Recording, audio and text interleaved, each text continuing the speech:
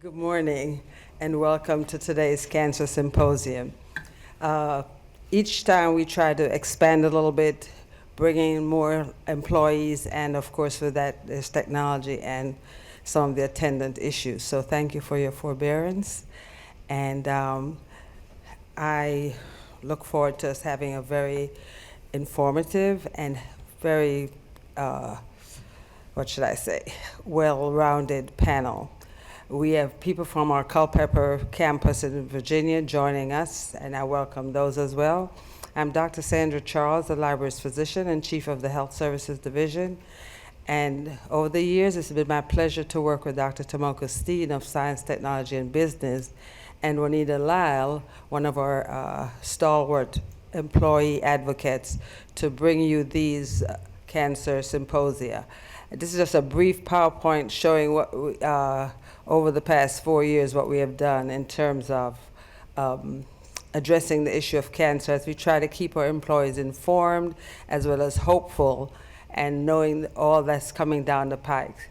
So initially we started out doing sort of like in September we do prostate cancer, in October we do breast cancer, and then we picked up on the in 2016 the Moonshot Initiative, where the whole idea was to start to get some of the, I would call them low-hanging fruit in terms of the progress being made in cancer to get the word out to people. And we had on that date in 2016 members of the Blue Ribbon Panel that came together to formulate that Moonshot Initiative. And serendipitously, the Cures Act was also signed right about that time as well. So then we went on in 2017 to talk about genomics and unlocking the secrets of cancer through genomics, and had a very stellar lineup, followed in 2018 by our program talking about translational medicine, basically bench to bedside, where we had our panelists talking about bringing the fruit of the research to the bedside, to the treatment modalities. And so here it is, we are today with four also stellar panelists talking about those treatments and some of the progress that's been made technologically. And I won't delay much because there's a lot for them to do, and I don't want to be the one to hold you back. So I would like to welcome them here. And Tomoko, would you like to introduce our panelists so that we can get going? But I hope everyone has a program, and we want to leave time for you to ask questions of these august speakers. So I take my leave. Thank you so much for coming. I'm Tomoko Steen from Science and Technology and Business Division. Instead of spending each speaker's biography, we have in this program. So let me quickly introduce our panel. First speaker is Professor Robert Clark. He is a breast cancer expert from Georgetown Medical School. And the second speaker is Michael Dean. Dr. Michael Dean is a senior investigator, and he's a geneticist looking at the genetic side of the cancer and at the National Institute of Health. He is now expanded, he's going to talk about the lung cancer, but expanded to different types of the cancer. So if you have any questions, you can ask. Next speaker is Dr. Jonathan Lischak. I'm sorry, my pronunciation. He is at proton therapy, one of the few in the country, and we have a proton therapy facility at the Georgetown. And if you have any questions, further questions, you can ask him. And the last speaker is from National Cancer Institute, Dr. Shulman Roy, and he is working on a side effect and under the group of the microbiome, how the impact of the different type of cancer treatment affect the patient's toxicity and so on. So first speaker, Dr. Clark, please. Yes. Should be on the desktop. I'm sorry that. Oops.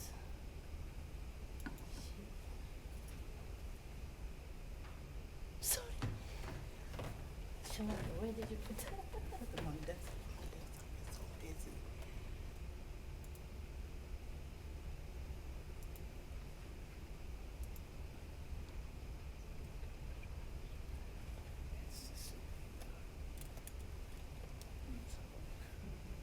Let's just do this.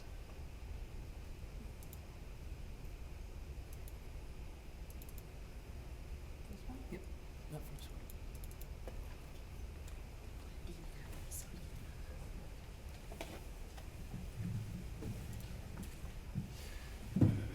Good morning. It's a great pleasure to be here. It's nice to have folks in the room, and to those that are listening or watching online, also welcome. This is October. It is Breast Cancer Awareness Month. So I'm going to talk about breast cancer. This will be a fairly straightforward presentation, not too much research. I'm going to tell you a little bit about what cancer is, what breast cancer is, and how we treat most patients. So you'll get a sense of the disease from soup to nuts. And you'll get research pieces, I think, from some of the other presenters. So I'm going to keep mine as straightforward as I can. So hopefully it will set the scene for many of you, whether the talks are on breast cancer or not. So cancer has been around for a very long time. The cancers that we know have been around for a long time are those of the tissues that manage to make it into fossils. Those in soft tissues have long since disappeared, but there's clear evidence of cancer in species as early as dinosaurs. In fact, probably older. It's very likely that what we think of as breast cancer arose as mammals evolved. It's the same basic tissue performing the same function. So the earliest mammal-like creatures came around 200 million years ago. So there's nothing new, in a sense, about breast cancer.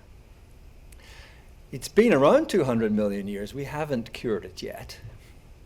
But we're working on it, and you'll get a sense of some of the new advances that have led to changes in clinical practice as I go through my presentation. So what is cancer? Fundamentally, it's a loss of control of growth in cells. Most cells in the body don't keep making copies of themselves. There are some that do because that's their job, but most don't. And some of the ones that get changed, where the DNA gets mutated, gets altered, and that control of growth is lost, leads to proliferation that shouldn't occur, and that causes a tumor to appear. No, not all tumors are spread or are particularly dangerous. Some, of course, are. Benign tumors are those that stay locally. They stay put where they arise in the first place.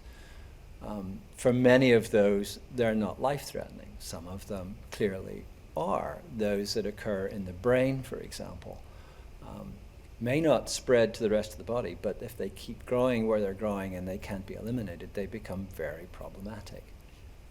But there are many benign lesions, and many of the lesions that arise in the breast naturally are benign. They are not going to kill anybody. It's the ones that spread, and it's when they spread, that we have difficulty managing the disease. And those are the ones that are referred to as malignant, where the tumor starts in one place, maybe the breast, for example, but it can spread to the liver or the lungs, or the skin, or the brain.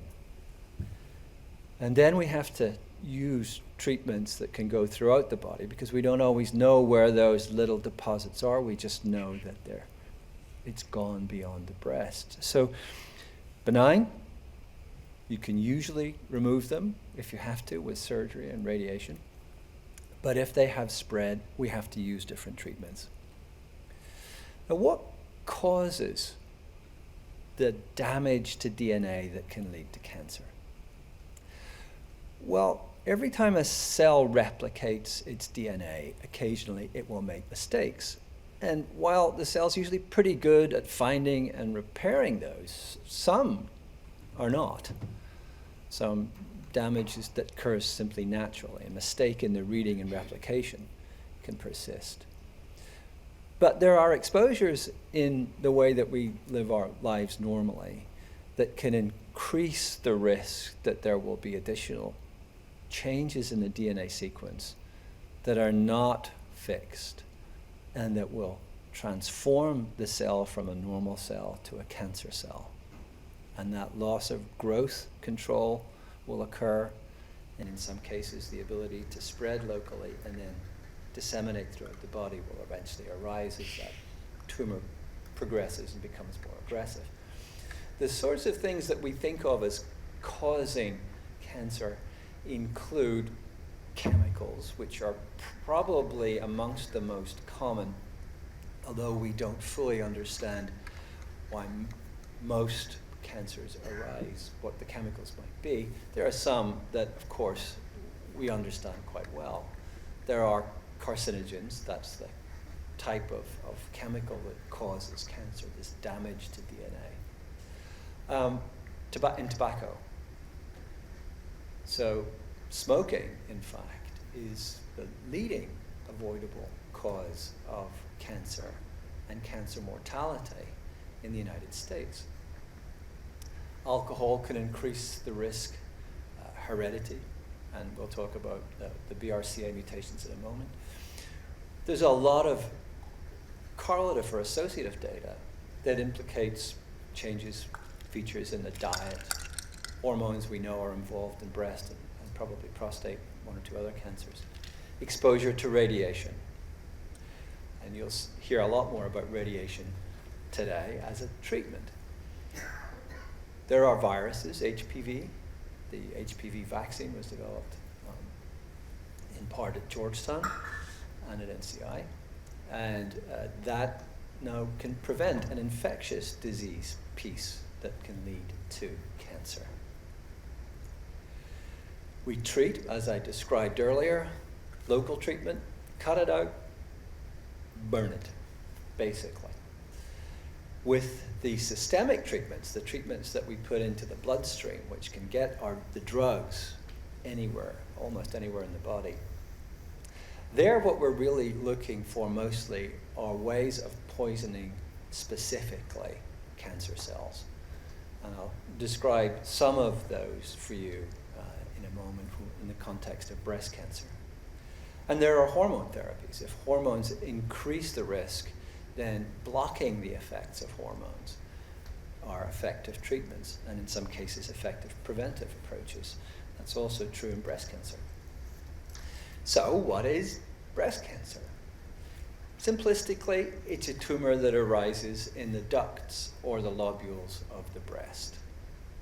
And that's sort of captured here. It's a relatively simplistic view, but what happens is, as the cells lose their growth control, they can begin to acquire the ability to spread into the local tissues in the breast. In some cases, they can get into the bloodstream or the lymph stream and begin to spread. And so they can spread or metastasize throughout the body. And not all breast cancers are diagnosed from a lump in the breast. Sometimes it's the metastasis that's found. And when the metastasis is found, it still has features of the breast cancer that it came from, which can allow a pathologist who looks at it to say, oh, this isn't in the breast, but it's from a breast cancer. Let's go look and see if we can find where the primary is. And quite a few cancers are diagnosed that way, not just in breast. So what affects the risk of getting breast cancer? I wish we really knew. We have lots of data that show that some exposures can increase the likelihood that breast cancer will arise. but very few of them tell us in whom they will arise, that a particular woman will get breast cancer because of an exposure. And the effects of the exposure on increasing risk are really quite small overall, with the exception, particularly, of 1 or 2 genes that we know are inherited. And you may or may not be able to read it on this slide, but most women who are diagnosed with breast cancer have none of the established risk factors. So anyone who gets a diagnosis of breast cancer, it is not your fault.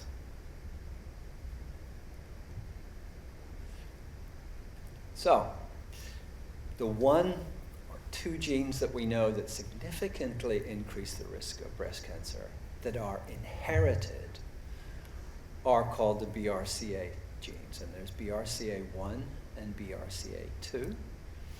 And the reason that they increase the risk of breast, and as it happens, ovarian cancer and 1 or 2 others, is because what those proteins normally do is they help correct mistakes in DNA or damage to DNA.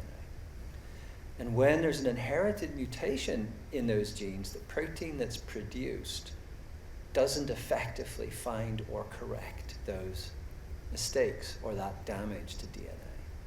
And that's what increases the risk.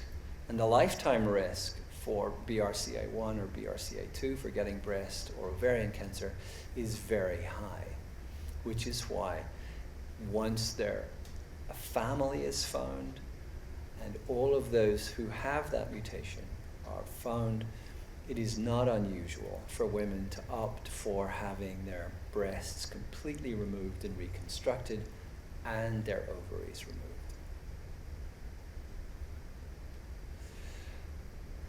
Now, there are lots and lots of other things that we think affect the risk of getting breast cancer.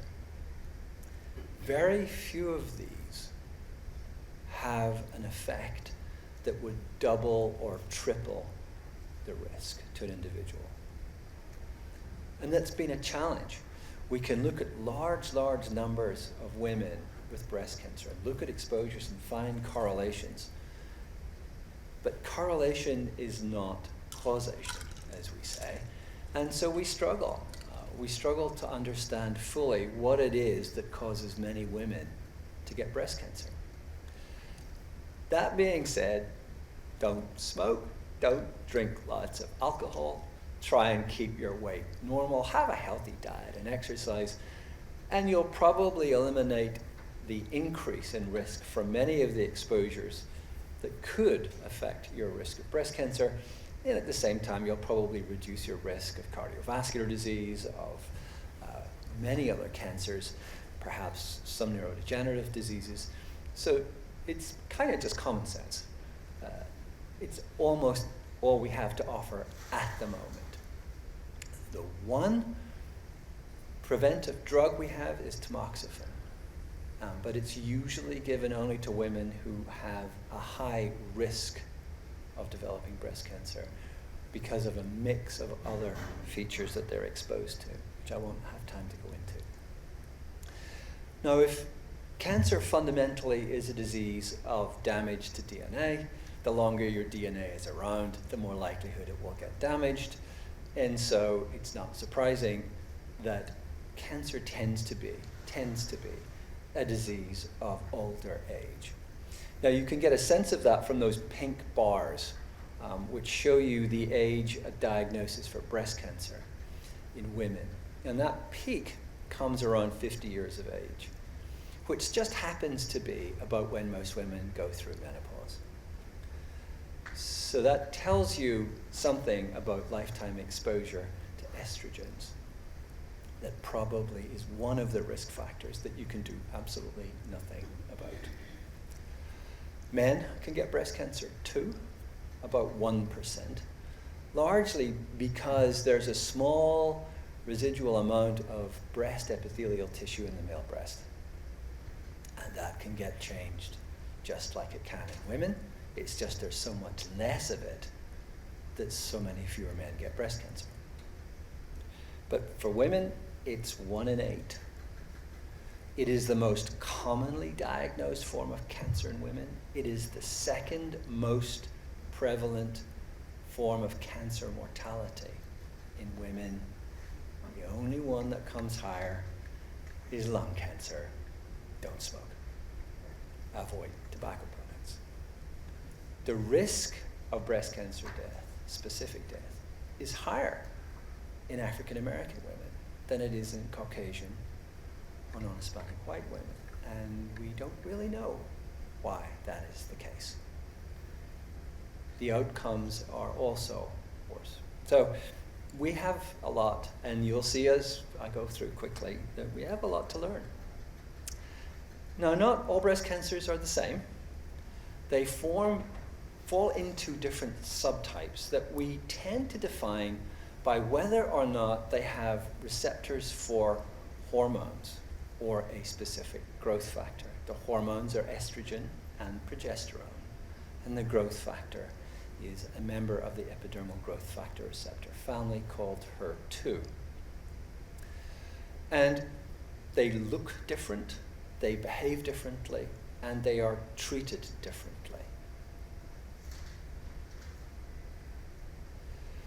And the risk of death is different for each type.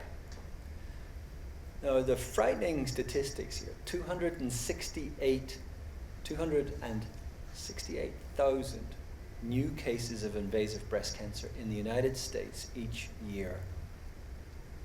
42,000 women will lose their lives to this disease every year.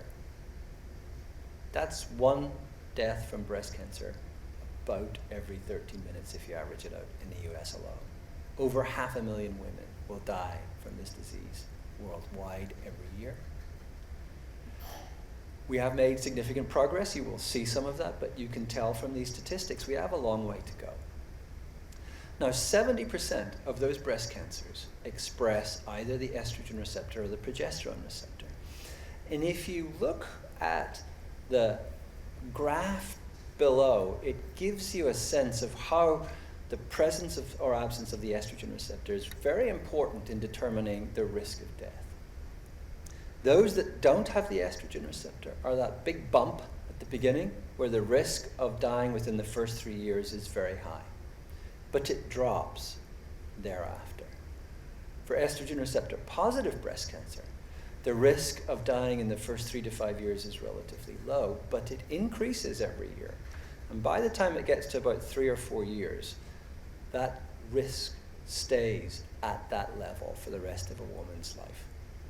And this is one of the challenges that we struggle with in breast cancer, is we don't know when those tumors with estrogen receptors will recur, if they're going to recur, because they can come back 10 or 15 or 20 years later when a woman has lived for 20 years with no evidence of disease. And when it comes back, it usually comes back as having spread elsewhere. It has metastasized, and it is then very difficult to cure. So that's a challenge. The good news about that piece of it is that women can live for 10 or 15 or 20 years completely cancer-free, apparently cancer-free. And if you're diagnosed in your 60s and you were able to live 20 more years without your breast cancer coming back, you would get to see your kids grow up and graduate from college and get married and have kids. So even when we cannot cure all breast cancers, we can give women lives to live. And we hope to be able to continue to do much better at that. How do we do that? We do it either by cutting it out, burning what's left, and poisoning what we can't see. Surgeries. In the old days, we used to do radical mastectomies. That's very rare now. In fact, we know that even the smallest of those surgeries, in most cases, have exactly the same clinical outcome as removing the entire breast for most women. And the reconstructions that we can do now after surgery are absolutely fabulous. So even if you have to get a breast tumor removed, that doesn't mean that you have to be in some way permanently disfigured. We can rebuild. Plastic surgeons are fabulous at this, and that gives the bottom picture there gives you some idea of the different approaches that can be taken to rebuild the breast. Now, the other local therapy is radiation. You're going to get more of that in a moment, but this is one of those things when it's just too much of a bad thing can actually kill you and kill the tumor, because radiation exposure can increase the risk of getting cancer, but if you use a focused, high intensity radioactive beam, you can kill cancer, and that's what you see here. And so surgery and radiation probably cure quite a lot of breast cancers, of the early stage breast cancers, particularly if they haven't spread at the time of diagnosis. And what's been changing, and you're going to hear more about this, is a new way of delivering radiotherapy that greatly reduces the toxicity and the damage to normal tissue surrounding the tumor. Now, for breast cancer, that's important. For example, if the tumor is in the left breast, if you can spare damage to the heart, which lies just behind it, then you can kill that tumor and eradicate what was left by the surgeon that they couldn't get out, and not damage the heart. And you'll hear a lot more about that proton therapy. Chemotherapy is the one most people think of when they think of cancer treatment. It's the one most people probably hope they never have to get, largely because, again, we use drugs to kill the cancer cells, and many of them kill normal cells too. Normal cells that are proliferating get targeted just the same way as the cancer cells, which have lost that growth control. And it's killing those normal cells that causes much of the side effects that's associated with some of these chemotherapy drugs. But they cure some patients. There is absolutely an overall survival benefit for chemotherapy, surgery, and radiation therapy for women with breast cancer. And the other group of treatments that we have are those that target the estrogen receptor, because we know that the estrogen receptor is a driver of many of those 70% of breast cancers that are diagnosed new every year. And there are two ways we do that. We can give drugs called aromatase inhibitors that stop the body making estrogen. And we can give drugs called anti-estrogens that compete with estrogen and stop it from binding to the receptor and turning that receptor on. And those drugs have been around and very effective for a long time. Tamoxifen was first published about 1972. And we continue to make progress. So one of the newest treatments that was published literally a few months ago shows that if you add this drug called ribociclib, which is a drug that stops cells from making copies of themselves. It blocks their growth. If you combine that with an anti-estrogen, more women will live longer. And there is an actual overall survival benefit with this particular drug. There's a whole class of them that target these CDK4/6. They're called CDK4/6 inhibitors. Phase 3 study published literally a few months ago shows that there's an overall survival benefit when you combine it with an endocrine therapy in the metastatic setting. It's a while since we've seen something in estrogen receptor positive breast cancer actually improve overall survival. We have lots that improve clinical benefit, that keep the disease back for a longer period of time, but this actually improves overall survival. That's one subgroup, that's the 70%. Let's look at the next one, HER2, the growth factor receptor positive one. Here we've made dramatic changes also in the last 20 or so years with antibody therapy and small molecules that target that particular protein. The one that's probably most familiar to people is Herceptin, or trastuzumab, which is an antibody-based therapy that targets the receptor. And there's a significant overall survival benefit for women with HER2. And until we had a way of targeting this the outcome for women who had HER2-positive breast cancer was pretty poor. Now we have drugs that significantly improve overall survival. And quite recently, we've shown that if you combine these drugs along with the standard chemotherapy, you can even push that overall survival benefit further out. So again, in the last few years, we've had a dramatic change in overall survival benefit for women with HER2-positive breast cancer. The last group we call triple negative because they don't have the estrogen receptor, they don't have the progesterone receptor, and they don't have that HER2 protein. This is about 10 to 15% of all breast cancers. And it's the most difficult to manage clinically. And it tends to be more common amongst African American women than amongst other ethnic groups, although it can arise in any woman. We don't have a targeted therapy like the estrogen receptor or like HER2 yet for these breast cancers. And if you remember that graph that showed that big bump at the beginning, that's where most of those triple negatives are. So the risk of dying within the first 5 years of a diagnosis when you have triple negative breast cancer is amongst the highest risk of any of the breast cancer subgroups. So we treat with surgery and radiation and chemotherapy. And there is a survival benefit for those approaches. What has recently come to the fore is immunotherapy. Now, one of the reasons that the outcomes are so difficult to manage for triple negative breast cancer is because they tend to grow more quickly and they tend to have more mutations in their DNA.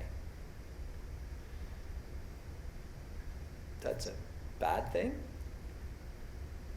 But what the immune system often looks for and detects when something goes wrong is when there is proliferation that shouldn't be occurring, when something is growing where it shouldn't, or when it's got a lot of mutated DNA and those proteins are expressed on the cell surface and not recognized by the immune system. We call them neoantigens. The problem that we face is that the cancer cells turn off the immune system. So although there's all these signals present telling the immune system, come on in and get us because we shouldn't be here, when the immune system gets there, it gets shut down. There are lots and lots of ways that cancer cells can do this. And we've only really begun to target a few of these in the last few years. But some of those have had dramatic effects in some patients in other cancers. And we're beginning to see that there may be a way to make these work in this triple negative breast cancer. We probably haven't quite got the right switch turned off to turn the immune system that the cancer cells are turning off, to get the immune system back to work for everybody. But it does seem to be doing quite well. So I've probably talked longer than I should have. I'm going to finish with this slide. Because the positive things, the survival rates for invasive breast cancer, which is the most common type of breast cancer that's diagnosed, the average survival rate at 5 years is 90%. And at 10 years, it's over 80%. Those are significant improvements for women overall. The new and the local and systemic therapies that we have clearly are improving outcomes and clearly are letting some women live today who wouldn't be alive if it wasn't for these new treatments. We have lots and lots of new things coming up in clinical trials. We've only scratched the surface of immunotherapy. So there's a lot we can discover. And we have tools to make these discoveries today that we didn't have 10 years ago, that are absolutely amazing. We probably just don't have quite enough money in the system. That being said, I think we have made tremendous progress. We're on a couple of paths of discovery that have tremendous potential to lead to new treatments and quite possibly fairly quickly. So despite the statistics that are quite sobering. There's a very great possibility that we will transform treatment and outcomes for women in the next few years. I'm going to stop there. And I don't know when we're taking questions, but Till the end. to the end. Right. So thank you for your attention.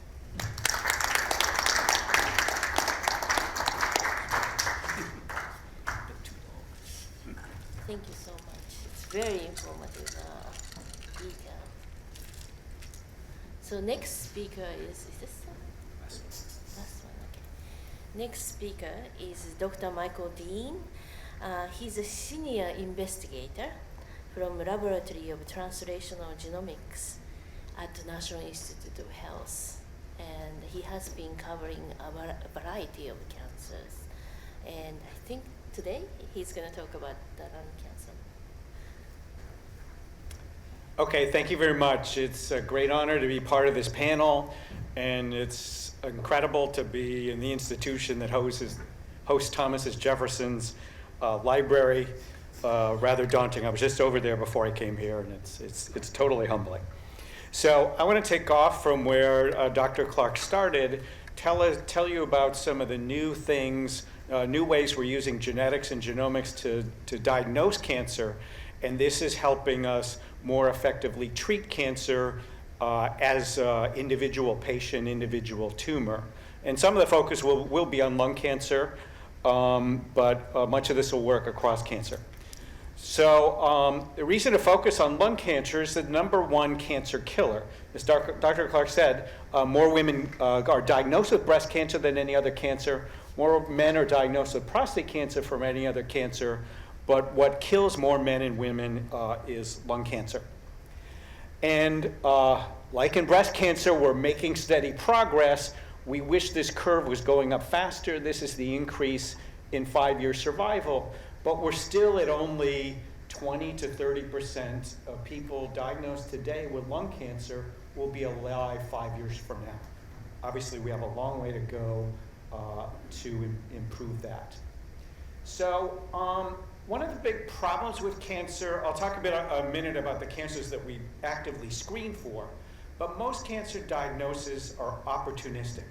The patient comes in finding a lump, or there's some other symptoms that lead the patient or the doctor to look for cancer.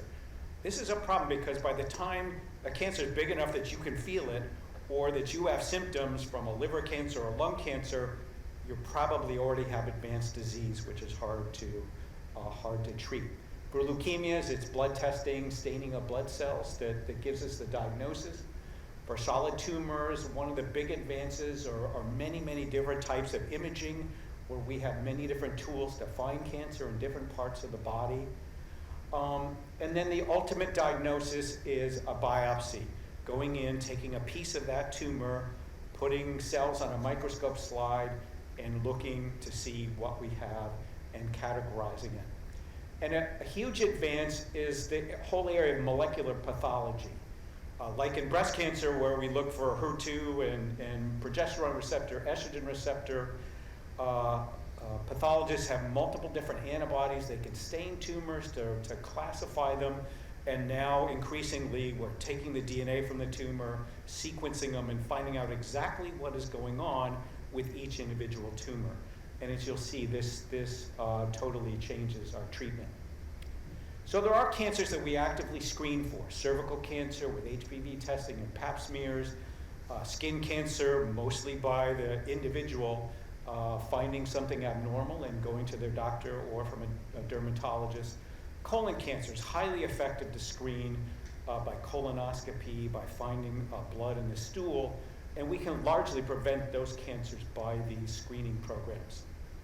Then there's a class that includes breast cancer. Well, obviously, we're using image to find cancers earlier, but that is not obviously eliminating all cancer. We're beginning to, in very high-risk patients that are heavy smokers, screen to find cancers early. In certain parts of the world where there's lots of stomach cancer, they actively screen people in the population by endoscopy to find those tumors. Last is the lowly prostate cancer, where we've been doing PSA tests, digital rectal exams, on millions of men, but the US Public Health Service, when they really look at that data, does that really improve mortality? The answer is not so much. And so we're left, with a very important cancer without a really good screen to find the cancers early. All the rest of the cancers, we don't have an active surveillance program, program. So we don't have an effective method to screen everybody out there to find cancers early when we might be able to treat them better. And so this is obviously an area of need. It's an area of lots of research, both by companies and scientists, and an area where we need to make a lot of improvements. As you heard, the three main areas of cancer treatment are surgery, chemotherapy, and radiation. When we give that chemotherapy or radiotherapy before surgery, that's called neoadjuvant, or after surgery, that's called adjuvant. And for every cancer, there's a different program, there's a different system and schedule for what is most effective.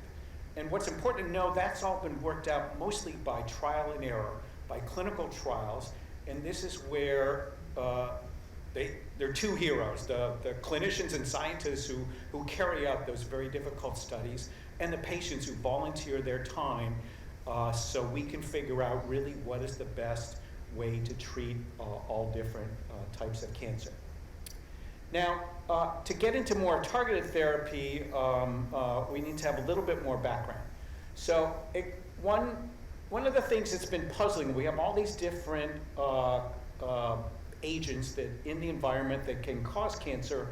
What's in common? One thing that's in common is almost all these agents cause chronic inflammation or damage to the tissue. And what happens when that occurs over decades is that the normal tissue needs to grow and repair that damage. And exactly as Dr. Clark says, simply the act of those cells dividing when they didn't need to means mistakes get made. Those errors can accumulate as genetic damage, causing a pre-malignant lesion, which, if that continues, can go on to a malignant lesion. And exactly as Dr. Clark says, some of these agents actually damage the DNA on their own. So from studying these genetic events in cancer cells, we've identified different classes of genes that are mutated in the cancer cell. One group we call oncogenes. An oncogene is essentially an accelerator of the cancer. These are mutations that create an activated gene driving cell growth and survival. So one example are growth factor receptors that are on the surface of our cells. They're normally only active when the growth factor binds to the receptor, then they send a signal, and then they're supposed to shut off. What can happen in the tumor cell is that receptor gets mutated, and now it's stuck on. So this is like the accelerator in your car. You push it down when you want to go, you let it up when you want to slow down. If it gets stuck, down, then you have a big problem. The good thing about this is that we've come up with ways to begin to try to reverse this or block this from happening. So many of these oncogenes include growth factor receptors. They're a class of enzymes called kinases. What they do is bind a molecule called ATP and transfer a portion of that to another molecule, typically another protein. Now, often that's a tyrosine amino acid of another protein, so these get called tyrosine kinases, and there's a whole class of drugs of tyrosine kinase inhibitors, which you may have heard about. So researchers began screening for molecules that would bind in that little pocket where ATP binds and lock the molecule off. Kind of like sticking a key in the lock and breaking it off, and then, nobody can open the door.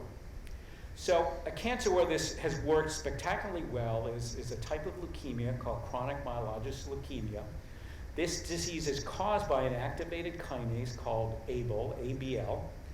It's actually activated through a chromosomal rearrangement. And Dr. Brian Drucker at Oregon Health Science developed a molecule now known commercially as Gleevec or imatinib, which is a kinase inhibitor. It binds here in the pocket where normally ATP would bind in the ABL protein and sticks there and prevents ATP from binding and prevents the thing from signaling.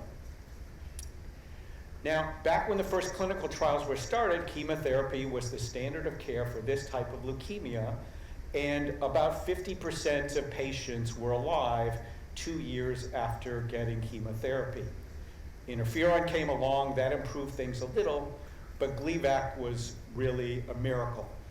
These patients, almost all of them survived. A few of them couldn't tolerate the drug, a few of them had their tumor develop resistance, but by and large, this stabilized the drug in nearly all of these patients. Now, the treatment doesn't kill the leukemic cells, so the patient has to keep taking this drug essentially throughout their life.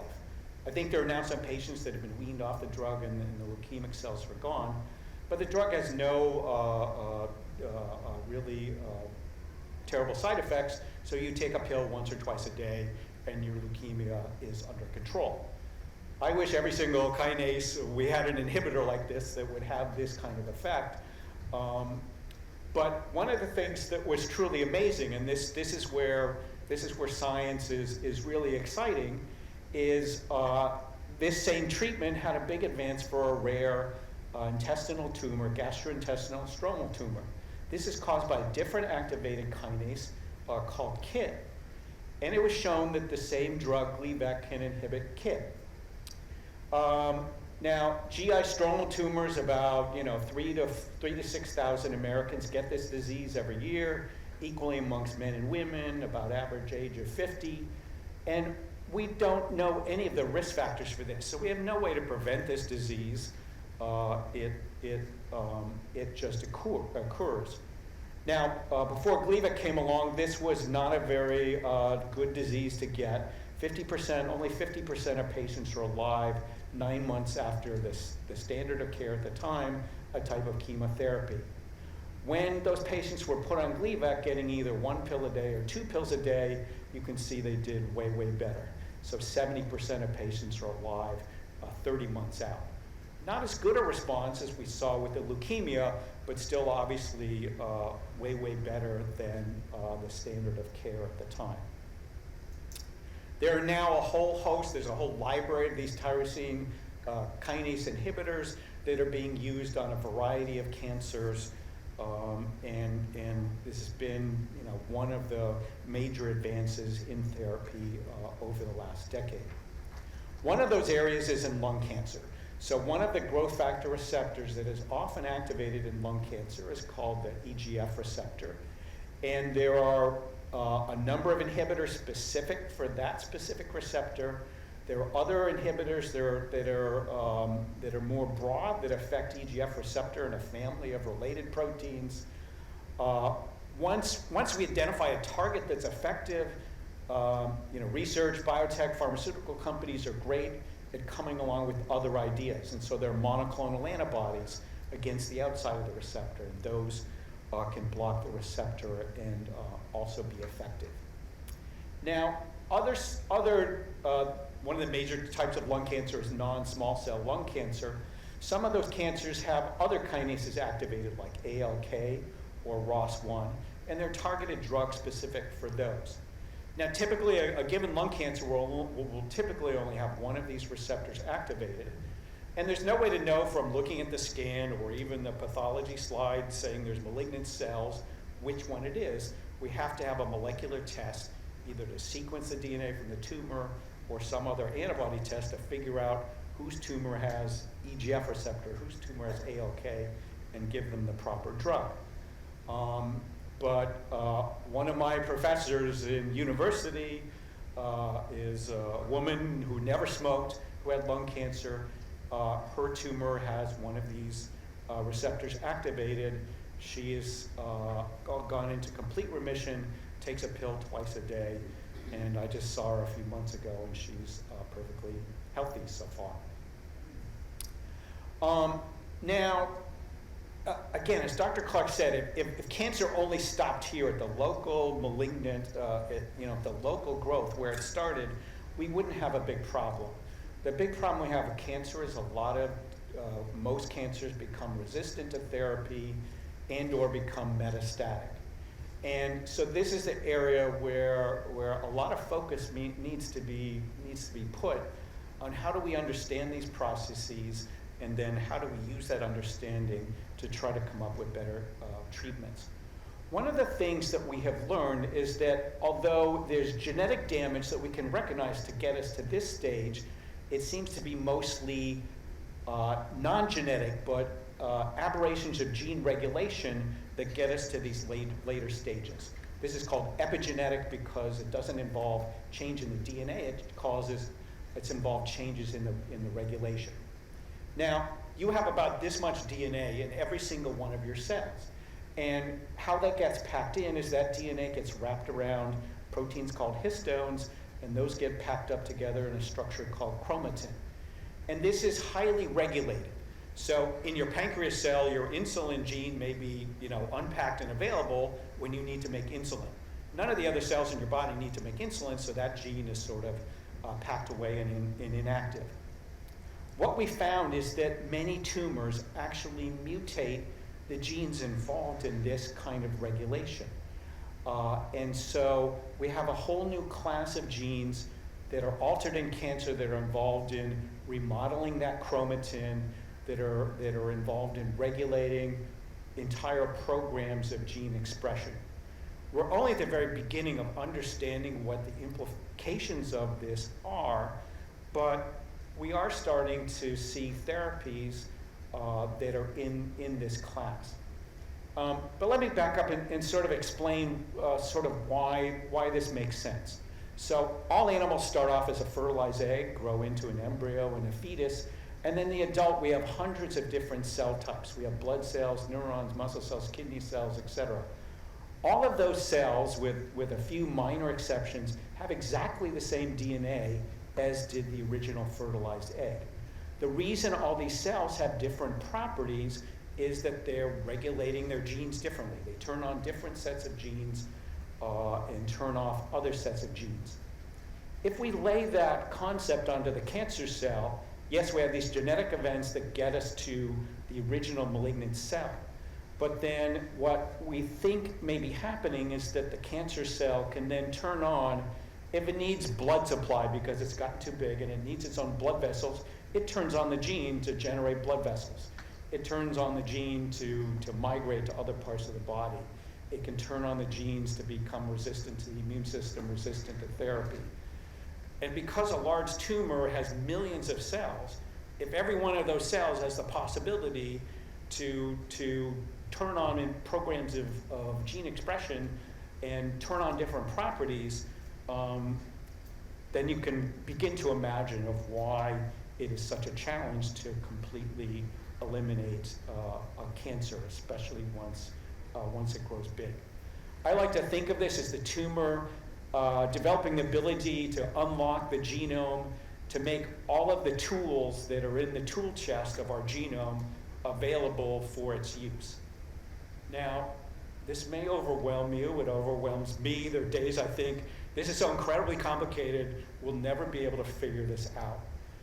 But then I think at how innovative human beings are, that once they understand exactly how a problem works, they can figure out ways to fix this. So I'm excited. I think we're finally at the part that we understand how cancer works, and now it's the next phase, which is, I won't kid you, it's going to be difficult of figuring out how do we attack this. But we are starting. Here are two FDA-approved drugs. They're called HDAC inhibitors, histone deacetylase inhibitors. And they work by altering gene expression patterns in tumor cells. So here's two that have been used on a rare form of lymphoma that affects your skin. Here's a patient before and after treatment with one of these drugs, and you can see things have gotten a lot better. Now, these are early days, and the response rates are measured in months or a year or so. But this is the beginning, I think, of developing drugs that we're going to use to change how cancer cells express genes, and hopefully be another tool that we have to fight this disease. Dr. Clark introduced the idea of the immune system. The other tool that we have is the immune system can regulate abnormal cells throughout this entire process. And if we can harness that, we may be able to eliminate cancer cells. So the proof of concept that this really would work has come from Steven Rosenberg, right here at Bethesda at the NCI. He has been for decades taking, for instance, melanoma tumors from patients, isolating from the patient their very own T cells, identifying those T cells that will react against that patient's tumor, growing up in big vats, and I've been to this lab and I've seen it, it's totally phenomenal, and then infusing those back into the same patient. When it works, it's spectacular. Metastatic tumors all up and down the patient's body disappear and don't come back. Now he now has the facility, I think to do this on 10 or 20 patients a month. It's not something that we can do across millions of patients across the country, but it shows the power of the immune system. If we can properly harness this, we can get rid of cancer. Here's one of those patients, of liver completely filled with tumor before treatment. Here's a few weeks after treatment, those tumors are mostly gone. Here's a few years after treatment, and the tumors still have not come back.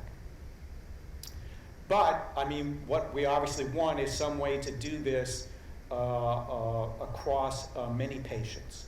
And we know that our cells have mechanisms to suppress T lymphocytes from killing our cells. We have to the body has to very carefully control the system not to develop autoimmune disease. You don't want your lymphocytes killing your own cells.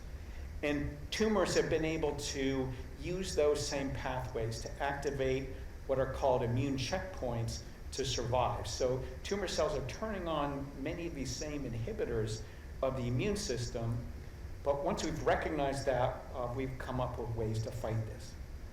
So here's a T lymphocyte that's recognizing a tumor as foreign. It's all primed to kill it, but the tumor cell has turned on this other protein, PD-L1, which binds to PD-1 on the T cell and keeps it from being activated, keeps it from killing the tumor cell. Well, we can come in with antibodies or therapeutics to either bind up that PD-L1 so it can't bind to the T cell's PD-1, or bind up PD-1 in the T cell so it can't bind to PD-L1 in the tumor cell. And when that works, then the T cell is now activated and can go back to what it wanted to do and kill the tumor cell. Here's one of these early trials with an inhibitor of PD-L1 on lung cancer. All these patients in blue have had their tumor shrink. These patients in gray have had their tumor stay the same size, and these patients in red, their tumor progress. And you can see their survival. All the patients in blue were alive 12 months later. Most of the patients in this gray area were also alive 12 months later. These therapies, these checkpoint inhibitors, have had many very impressive effects on cancers. They typically tend to be the cancers with lots of mutations. Then there are lots of immune cells out there that can recognize that as foreign. So lung cancer, melanoma, but also bladder, stomach cancer. There's about 10 or 12 cancers now where there's an FDA-approved drug from one of these classes that is working. And now every pharmaceutical company in the world has a drug part of this class, and they're all trying to figure out where's the best place to use this. We first started using this on patients with very advanced disease who were not responding to any available therapy. Now we're going to start using this more and more in earlier stage disease and figuring out, again, the schedule. When is the best time to give the immune therapy? Maybe it's best to give that first, activate the immune system, and then use the other therapies we have. That all has to be worked out one by one through the different cancer types. So moving forward, we have a number of really tremendous challenges. We're starting to come to the idea of thinking of the tumor as a multicellular, three-dimensional entity, more like an organ than just a group of cells that are all the same. And so that changes our perspective on what we need to understand and what we need to go forward. We need to understand how tumors are changing their gene expression, how this occurs over the evolution of the cancer, and how might we be able to intervene with that to shut off the tumor cell or get it to differentiate and die like it is programmed to do that. We need to understand much better the immune response of the host, how the tumors, how the patients that didn't respond to checkpoint inhibitors, what's different about those patients and the ones that responded, and can we use this to develop more tools using the immune system to evade. And all this knowledge, obviously we want to use to better diagnose and treat the cancers that we failed to prevent. Now, because we're at a library, I have to give you some resources and also some homework. Cancer.gov is the National Cancer Institute's website. Cancer.org is the American Cancer Society's website. Both are completely outstanding resources if you want any information about cancer in general, any specific tumor. Clinicaltrials.gov is a website where you can search for any clinical trial in the country or actually in the world if you want information. Patients treated in Bethesda at the National Cancer Institute, if they're accepted into a clinical trial, all the care, their travel costs are free. So if you have friends or relatives anywhere in the country that might qualify for a trial, you can make this available. There are a number of popular books out there. The Emperor of All Maladies, I think, has been super popular, and it's very, very good. Dr. Clark's book of Herceptin, this is an outstanding book.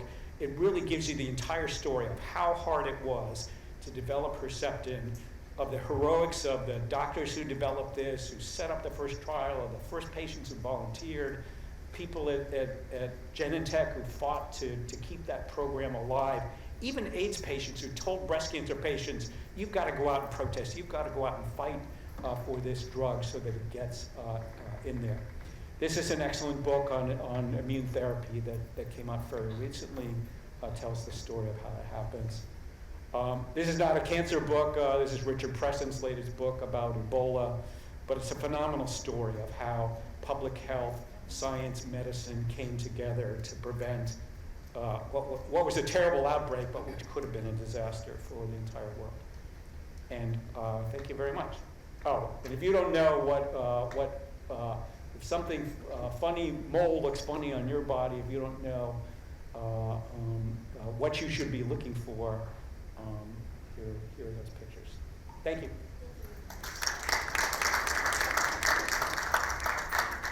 This was a great example of translational medicine from genetics to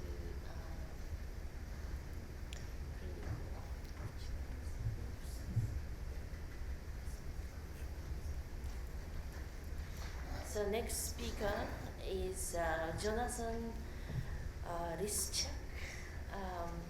Dr. Lischek is a clinical instructor at the Department of Radiation Medicine at the Georgetown University Hospital. And you are going to hear about proton therapy now. So thank you for the introduction. My name is Jonathan Lischek. I'm a radiation oncologist at Georgetown, and we just had two really great lectures to give us a background of what we're dealing with here in oncology. I'm going to be focusing on a specific type of cancer treatment, and it's radiation. And within radiation, we basically have primarily utilized X-rays to treat cancer, and that's usually what we're talking about. But an exciting, not necessarily new, but type of treatment that we have available now at a lot more centers is called proton therapy, and that's something that I use a lot at Georgetown now to treat patients. So this is an outline of the talk. I'm going to start by discussing some of the history. I think it would surprise a lot of people that this type of treatment goes back many, many years, almost all the way back to the discovery of the X-ray. We'll talk about the physics of proton therapy, and I'll try not to bore you, but this is really where the bread and the butter kind of differentiates X-ray-based treatment from proton therapy. We'll see a little bit of the modern evolution towards proton systems and centers that we see today. I'll talk a bit about why this is an important type of treatment relative to X-rays, when we would use it, why it may be beneficial, and then finally our experience having been open for over a year now at Georgetown treating patients. So starting with the history of proton therapy. To give you a bit of context, the X-ray was discovered in the 1890s in Germany. So only 2 or 3 decades later, Ernest Lawrence, who's a scientist out on the West Coast, invented the cyclotron. And the cyclotron is essentially a machine that accelerates a particle. And shortly thereafter, Lawrence Berkeley Labs built one of these machines. Now, the first clinical kind of idea for using this for cancer treatment came out of this paper here by Robert Wilson in 1946.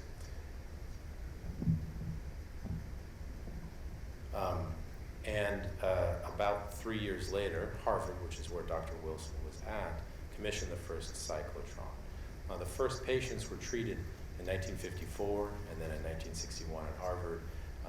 And for decades and decades, there were only 2 facilities in the United States, one on the West Coast and one on the East Coast, that were able to treat these patients. In 1988, FDA approved proton therapy as a form of radiation to treat different types of cancers. And then about a year later, in California, Loma Linda opened the first hospital-based system. Prior to that, these systems had been more closely aligned with the physics department of Harvard and out at Berkeley Labs. But this was the first hospital-based center. So you can see for many decades, this was a type of technology that was just not available widely. These are some interesting photos. This is the first cyclotron that was built by Ernest Lawrence out there in California at Lawrence Berkeley Labs. And then about a decade later, the Harvard cyclotron was commissioned and then taken over to the campus at Cambridge. So what about the physics of proton therapy? In radiation oncology, we primarily treat patients with X-rays. And if we remember high school physics, the proton is part of the nucleus. It's in there with it's in there with the neutron, and then electrons are running around. But a hydrogen with an electron removed is what we're using when we're using proton therapy. And there's a lot of different machines that accelerate this particle, and the reason why you need to accelerate it is compared to an X-ray, which is essentially massless. Proton does have a mass, and so you need really big, heavy equipment to be able to accelerate that proton. And this on the right side here is an example of one of those types of machines. It's a cyclotron, where you basically have 2 magnets that are alternating in charge and kind of accelerating an electron that's placed right at the center of those 2 magnets. And then as they speed up, you get to a point where this proton is now of an energy that's high enough to be useful clinically.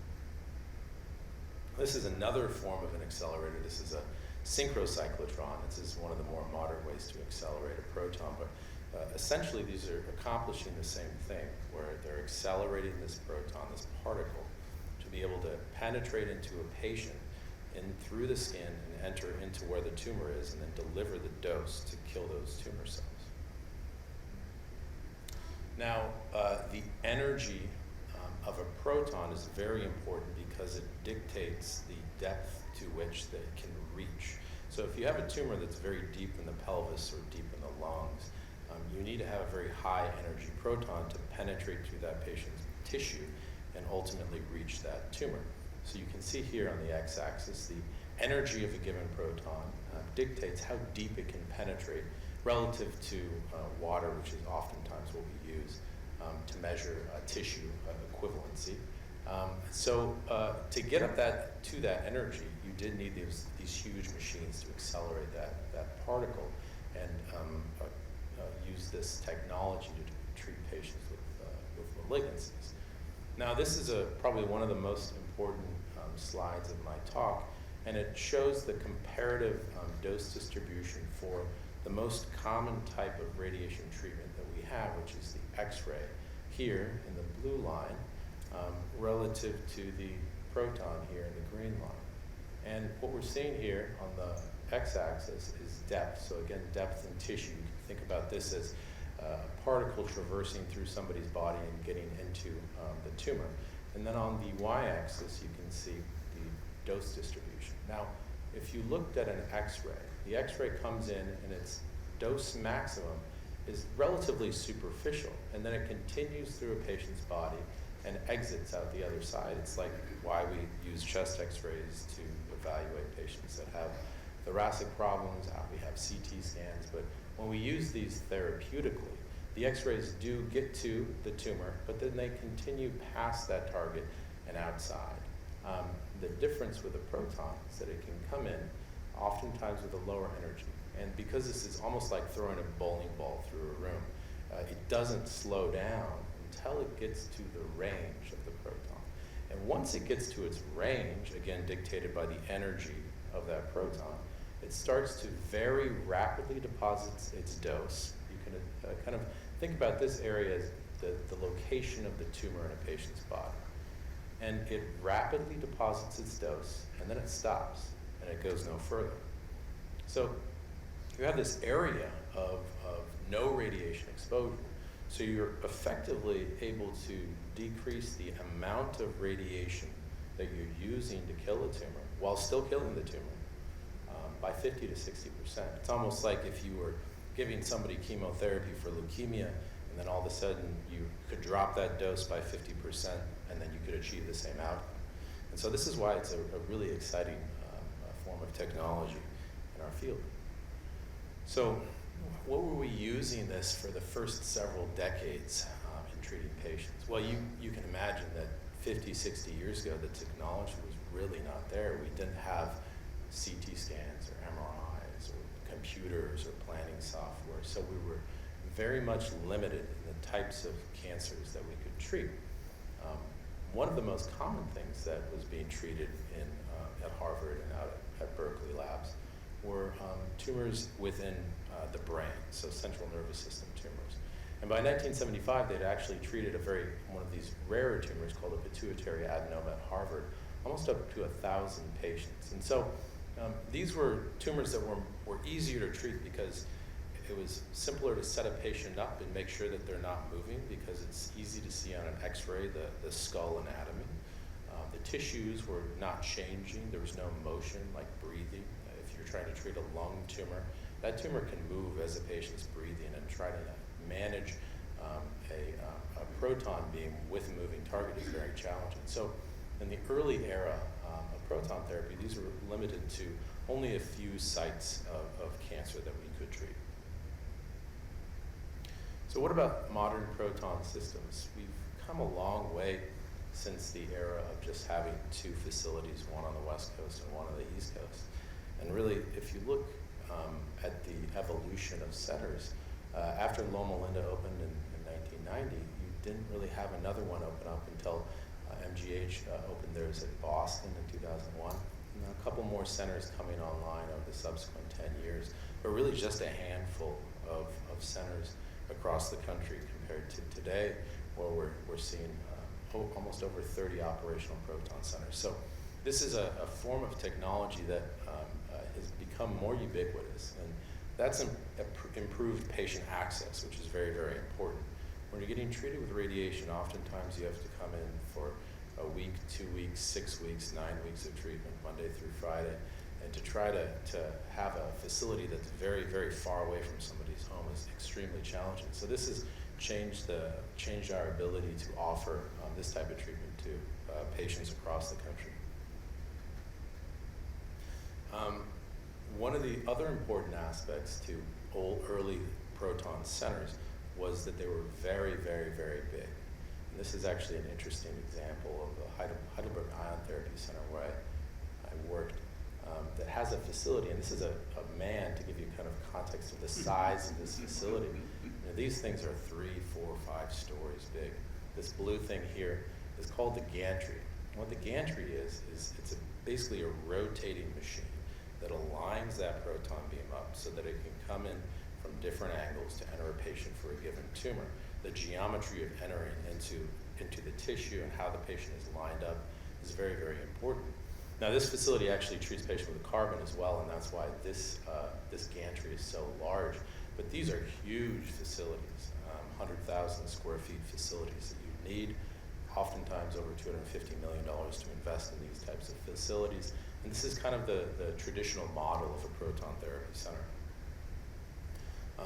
To give you an idea of what this looks like schematically, that accelerator that I mentioned at the beginning of the talk, you'd have one of those kind of like maybe 2-3 rooms away from where a patient was actually getting treated.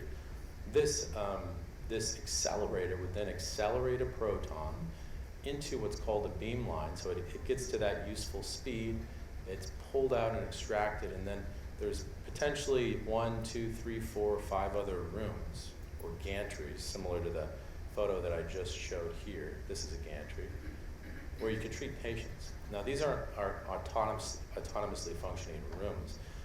They actually are feeding off of the same accelerator, so you can't treat all these patients at the same time.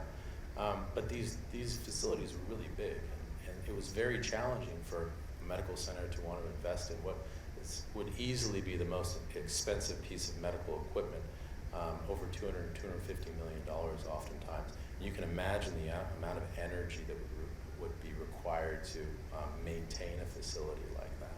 So this conventional model of the Proton Therapy Center, I think, was really challenging to become ubiquitous throughout the U.S. They were so expensive to invest, and now as technology has improved and costs have come down, we've been able to invest in these from a lot of NCI-designated cancer centers can now open these centers up.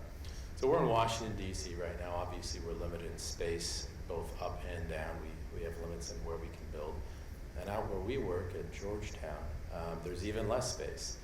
So one of the things that we wanted to do when we invested in proton therapy was have that center on our campus so that I treat a lot of patients that get chemotherapy at the same time. So working with our medical oncology colleagues who are directly on site, or our surgical oncology colleagues who are on site, rather than have a facility 10, 15 miles away where patients are being seen at the same time.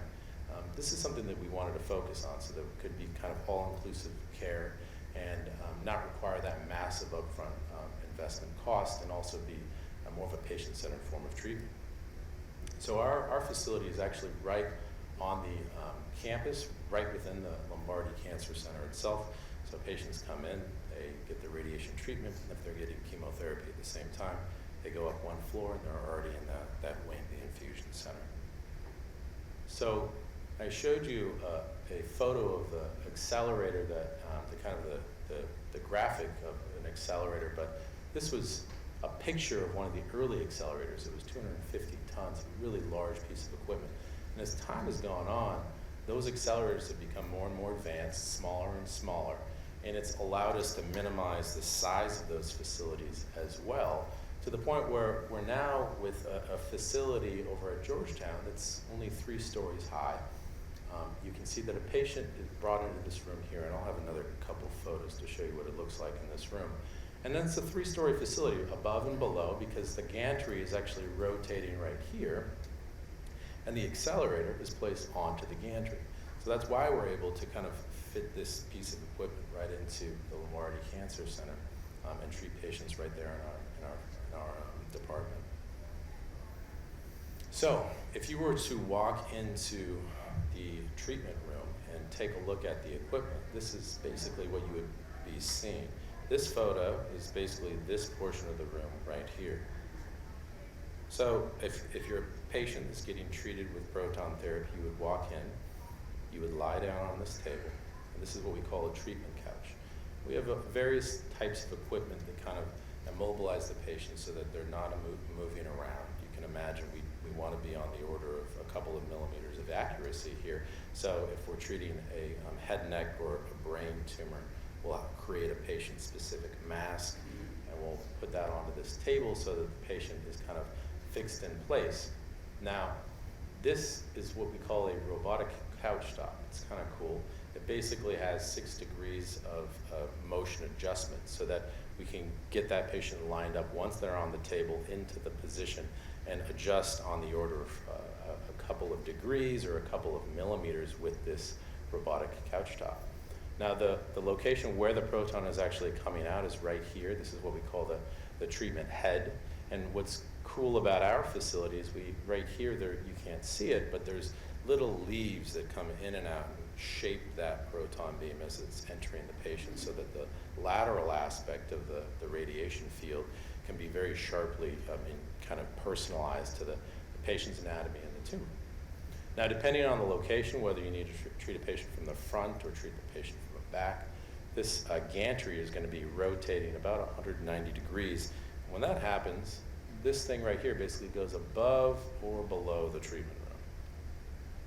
Now, once the patient's set up, we'll oftentimes get a CT scan, and this looks at three-dimensional anatomy. So if we're treating a lung tumor, we get this CT scan, we line it up, we make sure that the breathing is within a degree that we've already kind of compensated for, and that there's no other surprises before we treat the patient. So a lot of image guidance in terms of setting the patient up and making sure that we're hitting the right spot. This is a different view. This is from the treatment head. You can see the gantry here again, the patient couch top. Back here is where we have the radiation therapists and physicians. This is where they're getting images to set the patient up, and this gives you an idea of what goes on in the background here. These are x-rays that are obtained before a patient's being treated. We line these x-rays up with the radiation plan that we've developed prior to the patient getting treated to make sure that we're in the right spot. And this is, for example, a CNS tumor here, and they're getting the bones in their head lined up to the x-rays that are being obtained with this x-ray panel that kind of comes out before the patient's treated. And this is one of those masks that I had mentioned before. So that's kind of the evolution of the systems and the facilities that we've treated. How does this type of treatment relate to our bread and butter x-ray type of therapy? Well, the basic idea goes back to that first physics slide, which is the proton comes in, it gets to the target, and then it stops. It goes no further. And that's basically called the lack of an exit dose for a proton. I think this is best illustrated here. This is a type of tumor that pediatric patients get, a medulloblastoma, where you have to treat the whole brain and spine. Now, with x-ray type of therapy, which is shown here in the middle, you can see that to be able to do this, because you don't have a Bragg peak or that lack of exit dose, you're irradiating all of this tissue, lungs, heart, GI tract, all of this tissue is receiving radiation. You can see the excess radiation here when you compare it to a proton plant that is achieving the same type of cancer control or cancer outcomes, but sparing all of these anterior structures. And what that means is that you're reducing the risks of side effect profile, of risks down the line for patients that are young patients with these types of cancers.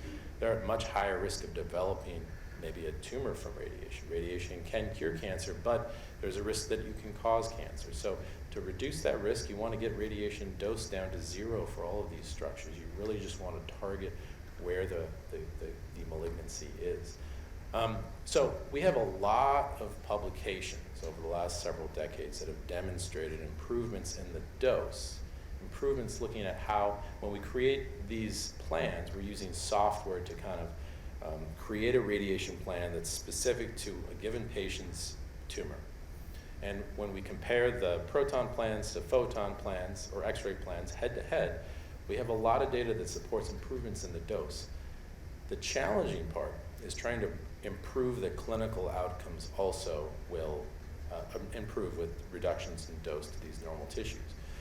What's interesting is that there's certain areas in oncology where we've already decided that protons are better, and we don't need to use a randomized trial to prove that. And one of those sites is pediatric patients. I think if you had a child and you saw these 2 dose distributions, you wouldn't need to put them on a randomized controlled trial. You would say there's no equipoise for that. We don't want to irradiate these normal organs. And we've done that in radiation oncology for pediatric patients.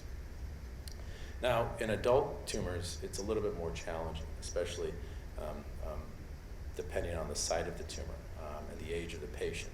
So what we're trying to figure out now is what is the real clinical benefit and what we see from a dosimetric improvement here. To give you some other pictures, this is a pituitary adenoma, and what I'm showing you here is as proton therapy has advanced, we've seen the dose in the surrounding normal structures. Let me kind of give you some landmarks here. This is the tumor here in the red, and all this dose out here is stuff that really doesn't need to be there, okay? But depending on the radiation technique that you're using, you have to get the dose in somehow. Now, this is an X-ray based plan. You can see that there's different beams that are coming in and converging on this area. But there are all these normal structures here, including brain, temporal lobes, the optic nerves, that are receiving radiation. And if we can do a better job of reducing that dose of radiation to those normal structures, maybe we can reduce the side effects as well. And I think as you compare the evolution of proton therapy, this is an older form of proton therapy, and then a newer form of proton therapy, and really the newest form here. And I'm not going to get into the details of the physics on how this works, but you can see this surrounding halo of radiation reducing down as you kind of advance even within proton technology. Now, depending on the site that you're treating with radiation, you can see various clinical benefits in using another brain tumor as an example.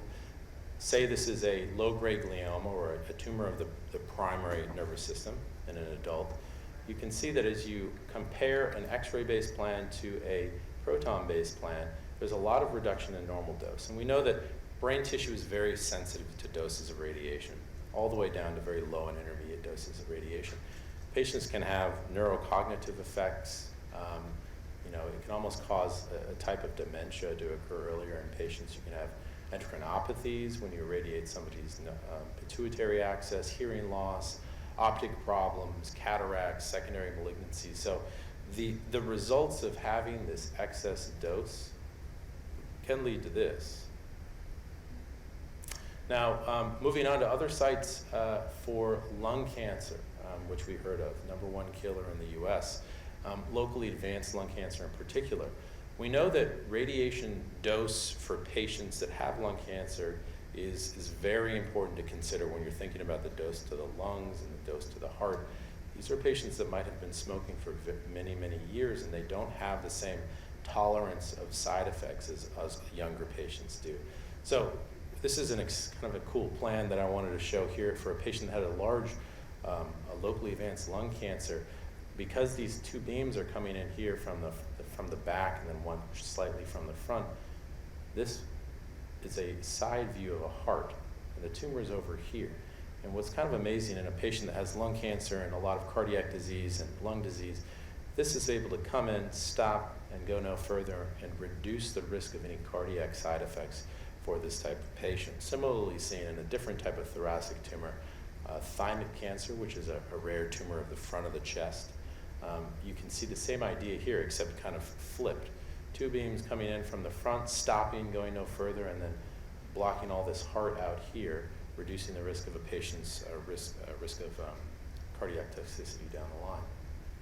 Same thing can be seen for other sites, like lymphoma.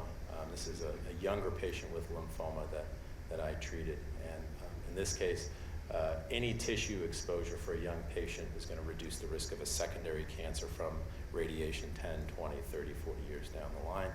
And then more complicated cases where, say, and this is an instance where a patient had a lung cancer before that got radiation and chemotherapy to cure it, but then it came back. A lot of the times they wouldn't have any options for curative treatment. But we have the ability to get radiation dose in, treat a tumor that's recurred already in an irradiated field, which is a very dangerous situation, and do this while sparing all these normal structures, including spinal cord and lungs. So this is a form of technology that is really exciting to have as a complementary form of treatment in our department. So I think the question, which is a very complicated question to answer, and I have trouble answering this on a day-to-day basis, and sometimes I actually just have to create plans, both X-ray based plans and proton plans for a given case, to figure out which is better in which situation. Now this was published in the JCO about 10 years ago, and these are just kind of generalized bullet points when you would consider protons being better than X-rays. There's some cases where X-rays cause a lot of problems, they cause a lot of side effects, and we want to reduce those side effects, and this is one way to do it. When the normal tissues are so sensitive to X-rays that you want to reduce any radiation dose, this is a good example, is irradiating somebody's brain or treating a pediatric patient. Protons might be a better idea. When you need to increase the radiation dose because a tumor is just so aggressive that it doesn't respond to standard doses of radiation, sometimes you can achieve this with this type of technology. Re-irradiation cases, which I had already mentioned, and then also pediatrics, which I think is the most commonly used site. So just briefly in the last few minutes, this has been our experience at the Proton Center at Georgetown over the last year and a half. We've been using this technology to treat almost every site in the body. And so it's been a very heterogeneous group of patients. And I think if you look back in the 1950s and 60s and 70s when this technology was only available in a couple places in the US, where they were really just treating a couple of sites, this is where we're going with this type of technology, to be able to have advanced treatment planning and delivery techniques that we can treat really any cancer anywhere in the body. Brain cancers, gastrointestinal tumors, thoracic tumors, genitourinary, really across, including breast cancer here, really across the board. And this is what we're hoping to offer to our cancer population. So I'll conclude by saying this is an exciting type of radiation treatment that's actually been around for a very long time, but has now become more available for patients, both in the United States and abroad. Our advancements in technology and the cost and our ability to integrate this into an existing cancer center have allowed a lot more centers to adopt this type of technology. I think this is a great complementary form of radiation to have at a radiation oncology center. I don't think this is going to completely replace x-rays. And in fact, there's a lot of cases where I prefer to use x-rays. But this is an excellent option for a lot of clinical situations. Pediatrics, of course, taking the highest priority. And then we have a lot of ongoing trials looking at proton therapy versus x-ray therapy head-to-head, which is better. And a lot of future challenges as well in terms of treatment planning, managing motion, as I had mentioned earlier, is a big challenge. And of course, we always have challenges with insurances as physicians in oncology. Insurance coverage, I think, will be an issue in the future as well. So thank you for your time.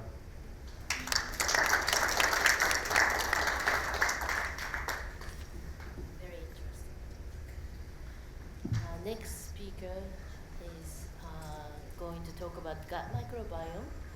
We have two lectures already we sponsored for the microbiome, especially gut microbiome, from the supervisor actually was Dr. Roy, and now Dr. Roy is focusing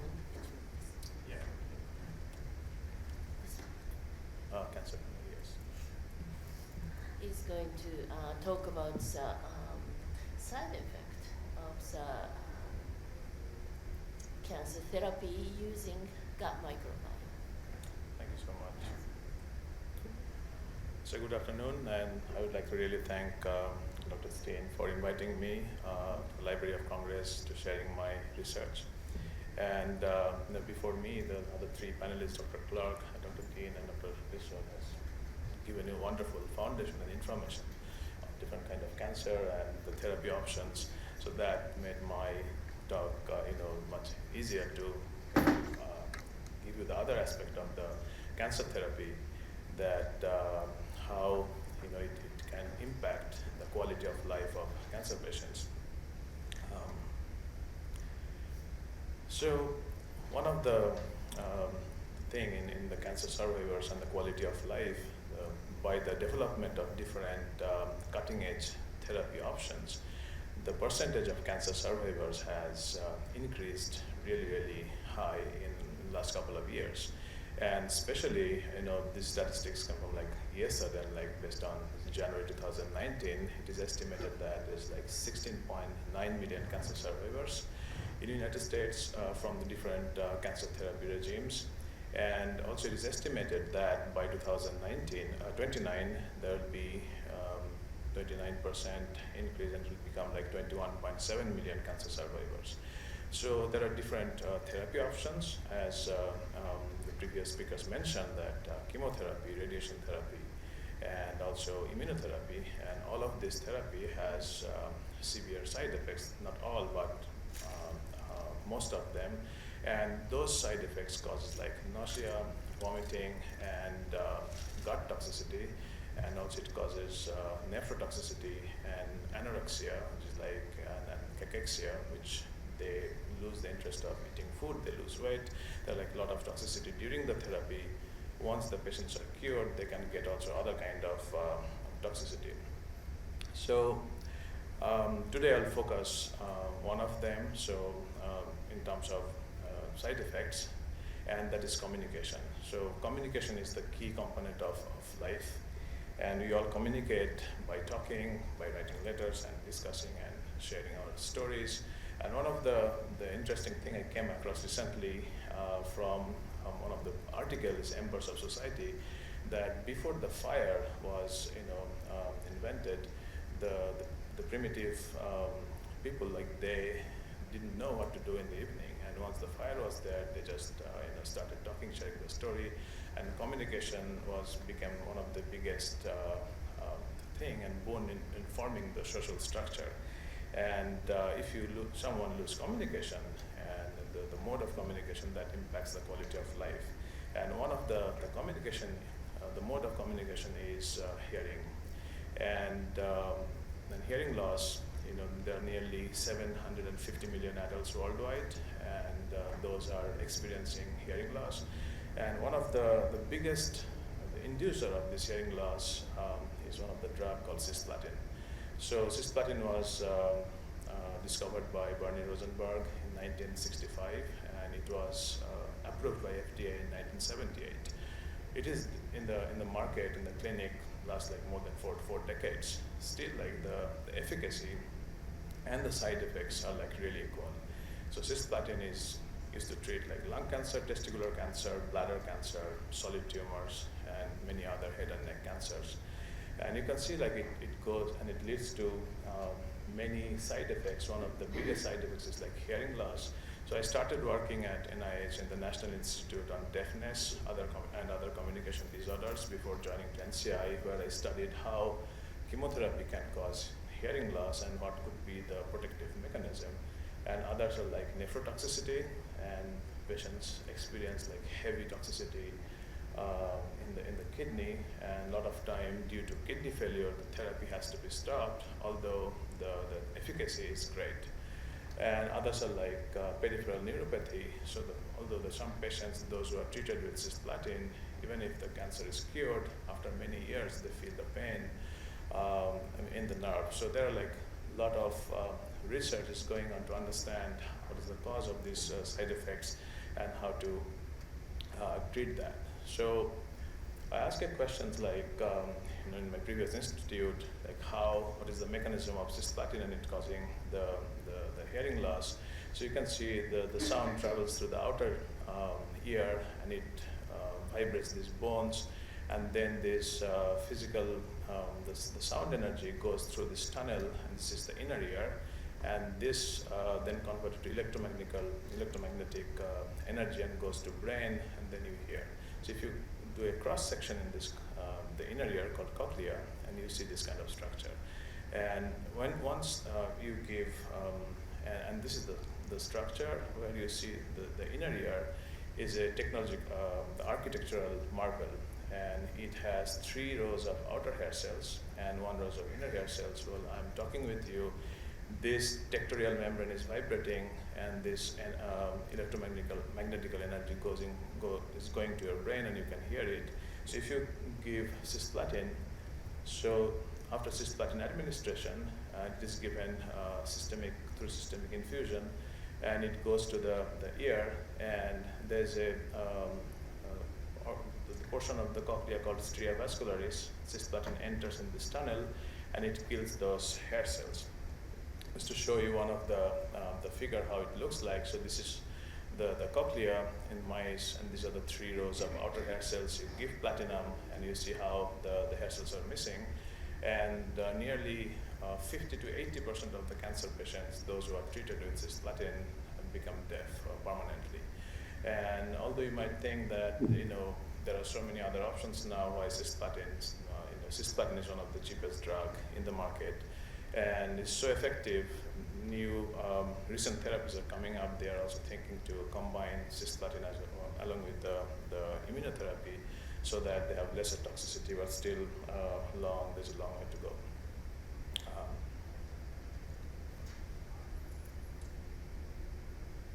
Okay, so what could be the protective strategies? So what happens is, in case of hearing loss, once the platinum is in the system, so either you could do repair those outer hair cells, those are missing, by regeneration or by targeted therapy, and those are like nanoparticle-based targeted therapy you can do. There are a lot of research going on where you could give the cisplatin encoded inside the nanoparticle, go specifically to the tumor so that you can reduce the systemic toxicity.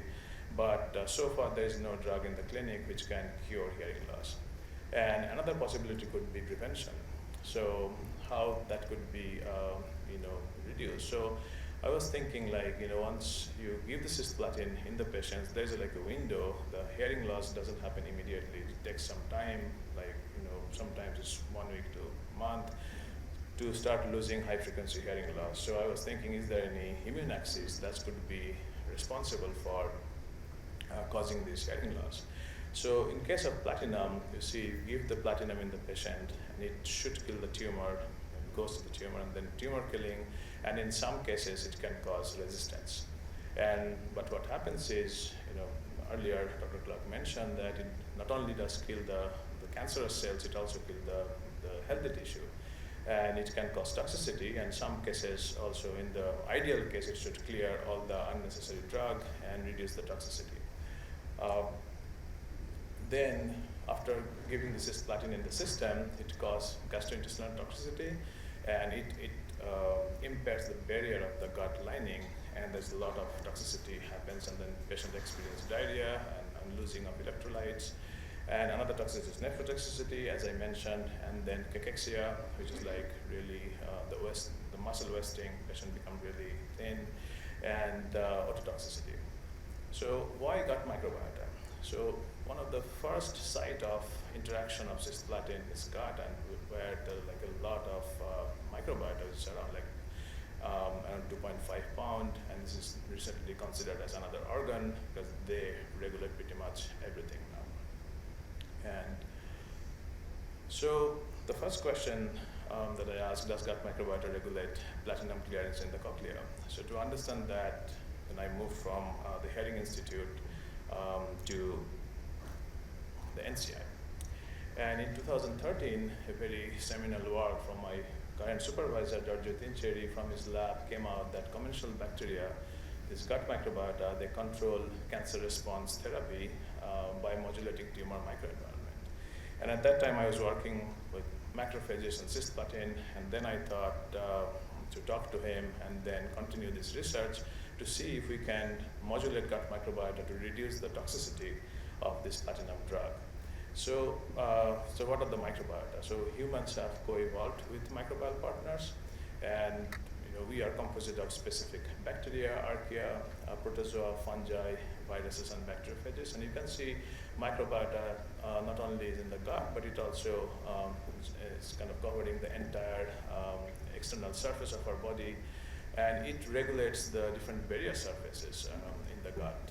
And there are like this numerous, more than the human cells, and the DNA is called microbiome, and they contain nearly 100 times more genes than the human genes.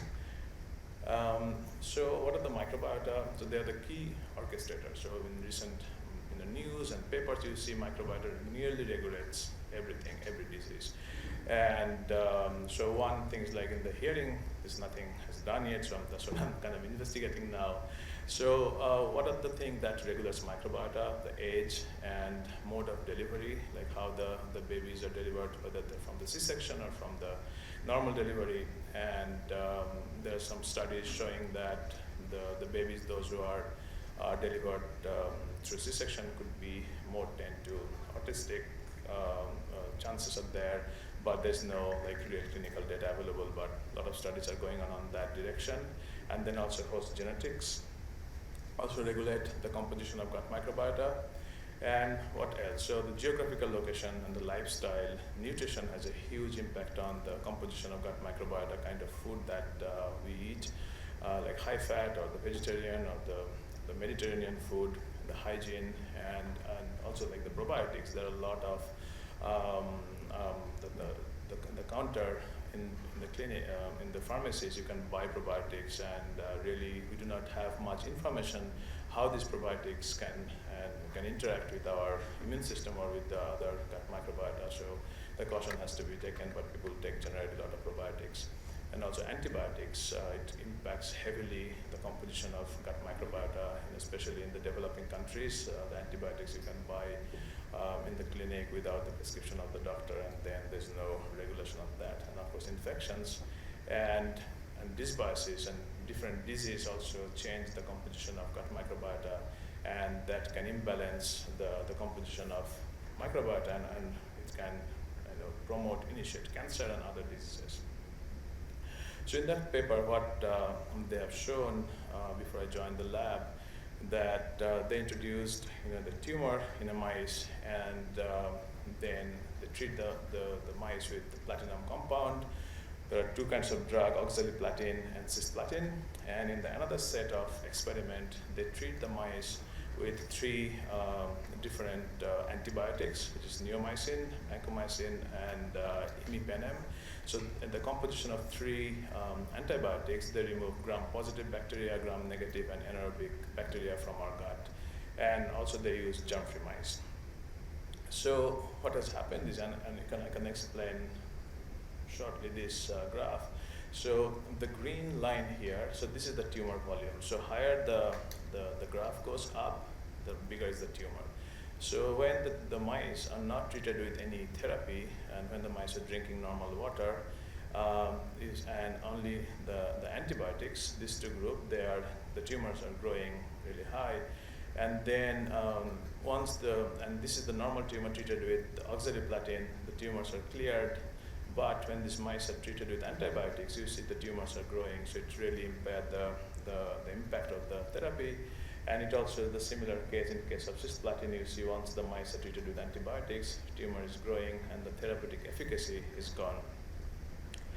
So that really initiated a new line in the cancer and gut microbiome research. So then I started asking a question that whether gut microbiota can regulate the toxicity. And you can see in the recently published one of our review showing recently like pretty much radiation therapy and cisplatin, oxaliplatin, and cyclophosphamide, and different immunotherapy, anti-CTLA4, anti-PD-L1, they all is regulated by microbiota.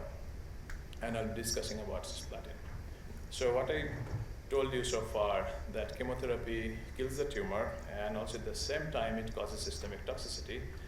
And we know now that gut microbiota also regulate cancer initiation and progression, and it also regulates chemotherapy. However, very little is known how gut microbiota can regulate systemic toxicity. And that's what my question was. So then we asked a question whether the alteration of gut microbiota can regulate cisplatin-induced side effect. So we proposed this experimental plan. So we have 4 experimental group control where the mice are not treated, and cisplatin, you give the mice with drug, and you treat the mice with antibiotics. So the antibiotics is not here is given as a therapy or something. We are just creating an experimental model where you can remove the bacteria and see the impact of the drug. And either we use germ-free mice, and in the 4th group we use drug and antibiotics. So this is the experimental setup. So we gave the mice 3 weeks of antibiotics, and then after 3 weeks of antibiotics, we have done sequencing. We know that this different class of microbiota is gone, and then we introduced cisplatin. This is a really heavy dose of platinum. We use that dose to create toxicity and see if that can do anything in terms of reduction of toxicity. And then we did readout in every day, like body weight and collection of different tissue for other experiments. And for germ-free mice, I just put this picture just to give you another background, that this is really intricate experiments to deal with germ-free. You can imagine an animal has not a single bacteria, and this is really tricky kind of facility that took a lot of time. I took this picture from the UNC Chapel Hill, but at NIH we have 2 germ-free facility where dedicated staff members, they maintain those mice, and then we perform this experiment inside those isolator and then see what happens. So the first question, that is cisplatin-induced body weight loss regulated by microbiota. So here you can see the normal cisplatin in the blue line when you gave this high dose of platinum from day 0. On day 4, these mice lost nearly 20% of the body weight. once you remove or modulate the microbiota by antibiotics, the mice are protected. And this is across male, female, both mice. There are some heterogeneity in male and female, some differences. We repeated this experiment more than 7-8 times. We always see the same thing. And then we did that experiment also with germ-free mice. You can see also germ-free mice is protected compared to the conventional mice. So till this point, so we know that if you deplete gut microbiota, it helps maintain the mouse body weight. But one can ask, how do you know this is really microbiota effect? This could be that these mice ate less food or have different kind of metabolism. So we, I just went down, I think, from Mac to Windows, but anyway, so we did a microbiota reconstitution experiment. So what I've shown you earlier, that you have conventional mice, normal mice, you give platinum, this causes toxicity. You have germ-free mice, you give platinum, it is protective. So now what happened? You take the normal mice and you collect the cecal content, which is the, let's say, the fecal sample. And then you give this fecal sample through fecal microbiota transfer in these germ-free mice. And then you wait for 3 weeks, and this process called reconstitution. And then you give cisplatin and see what happens. And these mice become now like wild-type mice. So you see like normal mice, this purple one, this is the conventional mice, and that we made it conventionalized. They all lost body weight, like same as conventional mice, which means once you convert the germ-free mice with the normal microbiota, those germ-free mice lose protection. But here in this line, you can see the germ-free mice still protects. So this really shows that gut microbiota modulate the toxicity by cisplatin. And we have done many other different experiments to understand what is the mechanism of this toxicity, and one of the reason that the data indicates that gut microbiota regulates the transporters in the kidney, and it clears the drug from the systemic circulation. And this is one of the pictures showing that in the kidney cross-section, you can see the cisplatin causes a lot of DNA damage. This more green signal is showing that DNA damage, and here you can see that once the mice are treated with antibiotics, it is the damage is really, really less or pretty much like negligible. And this is the graph. You can see that the treatment with antibiotics in the mice reduces the toxicity by platinum. And this could be really helpful if we understand the mechanism.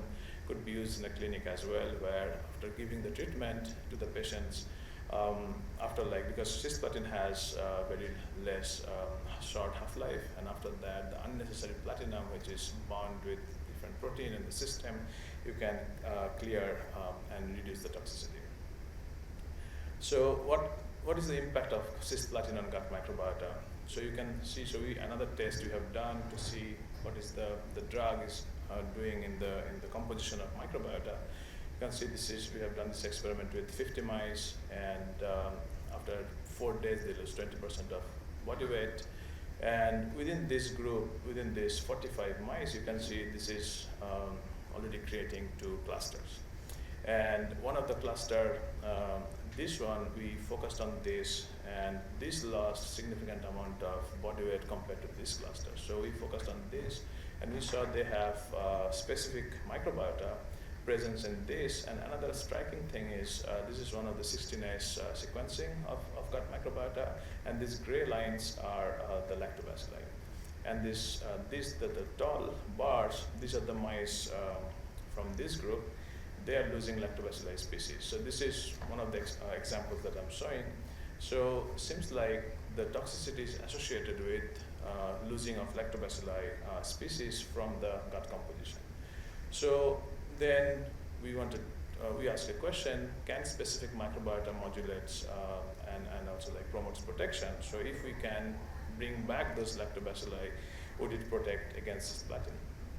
So then we took 3 different lactobacilli species, and then we created a synthetic consortium.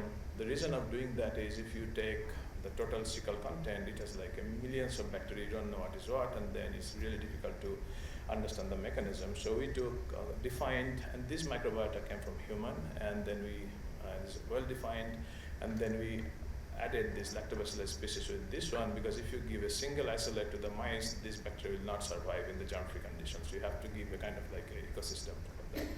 And then we looked for the toxicity.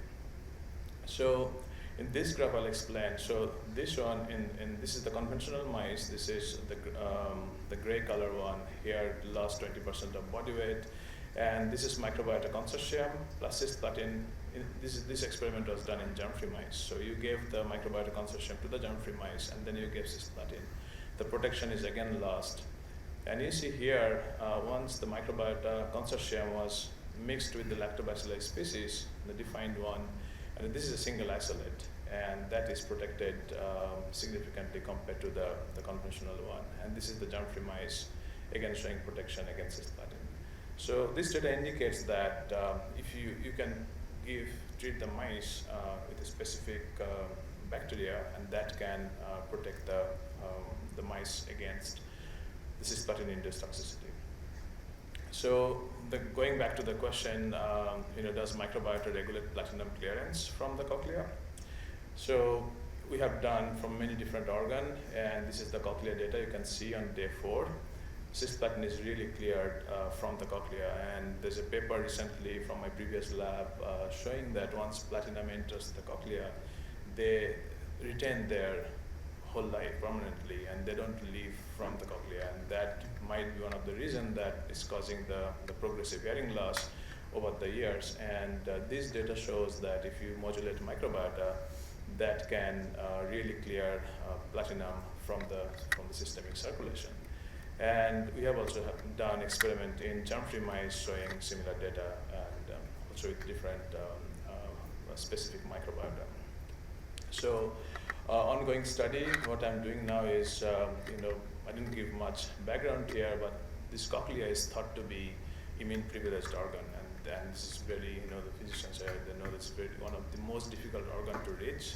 Any organ you can think of in the body, you can have biopsies, but for cochlea, it's so inside the bone, and this is one of the hardest bone in the body. You cannot get any biopsy, you cannot reach there without surgery.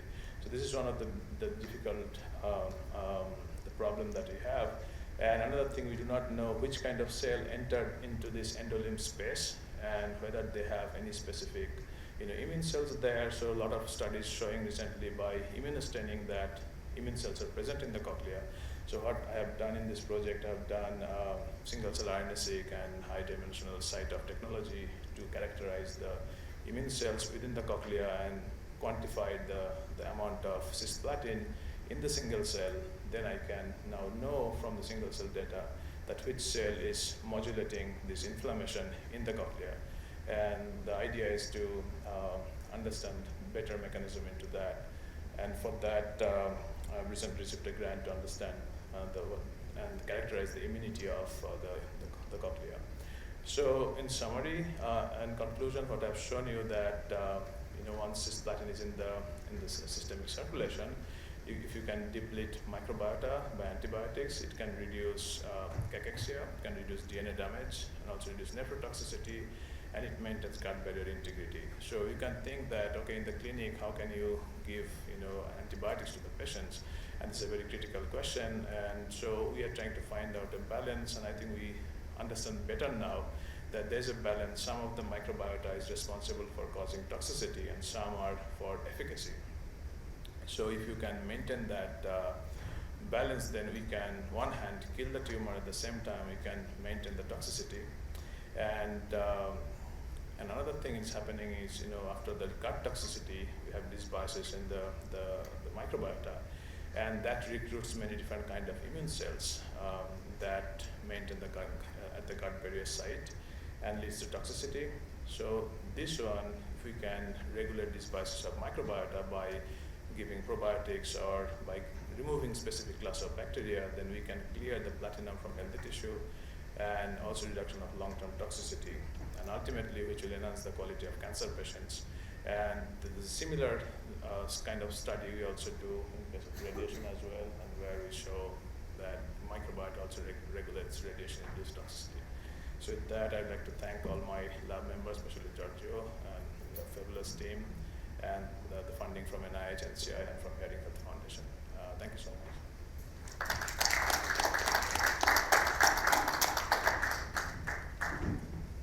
Thank you very much. So we have a few minutes to ask questions to the speakers. Anybody? Oh, yeah.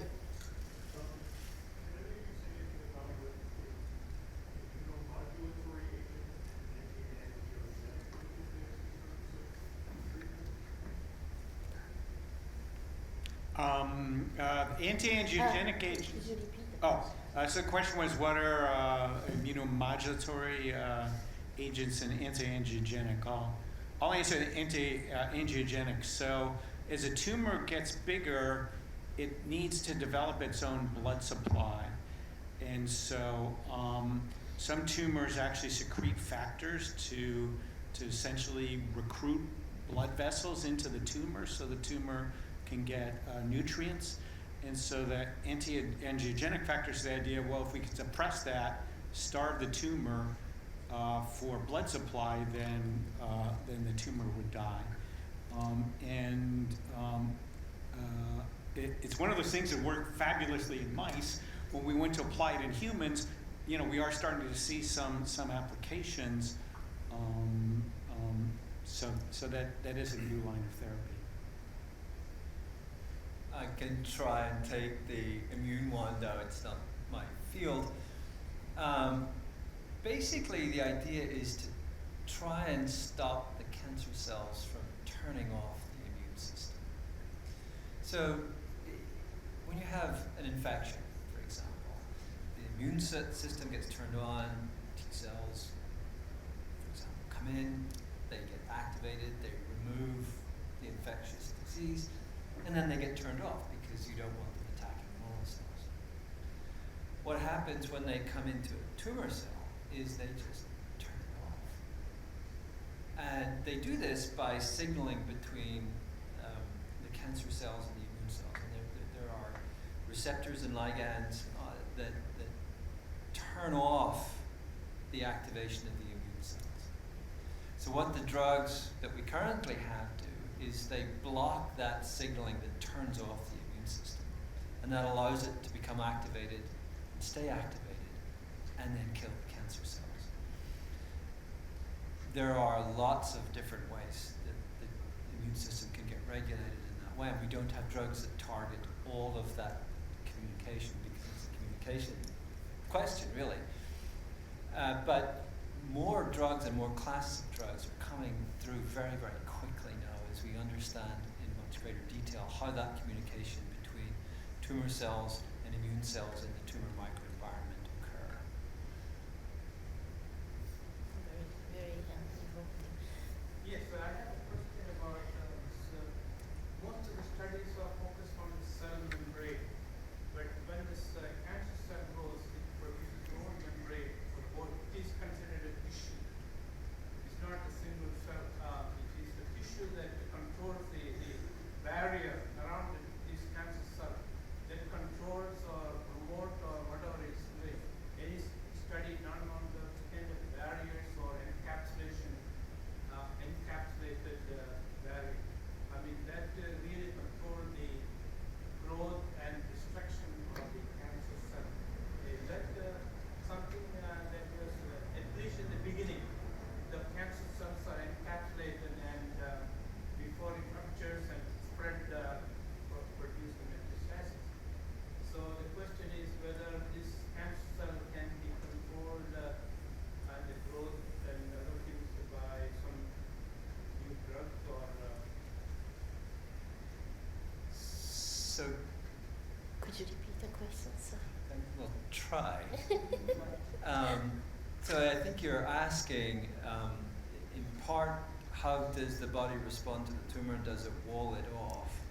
And is there a way to improve the communication or alter the communication amongst the cells in a way that will cause the cancer cells to die?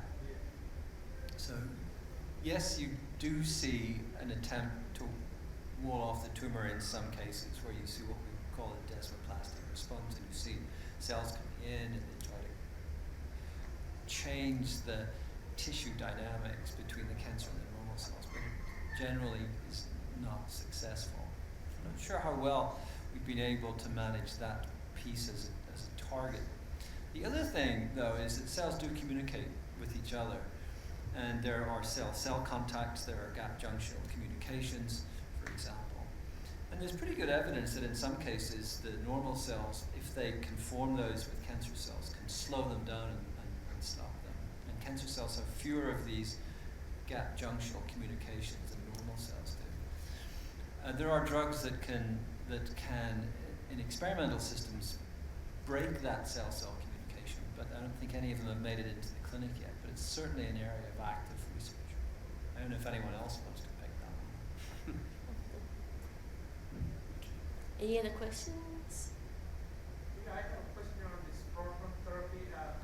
Proton therapy is good in terms of penetration depth, but the small depth it creates a lot of reactive species.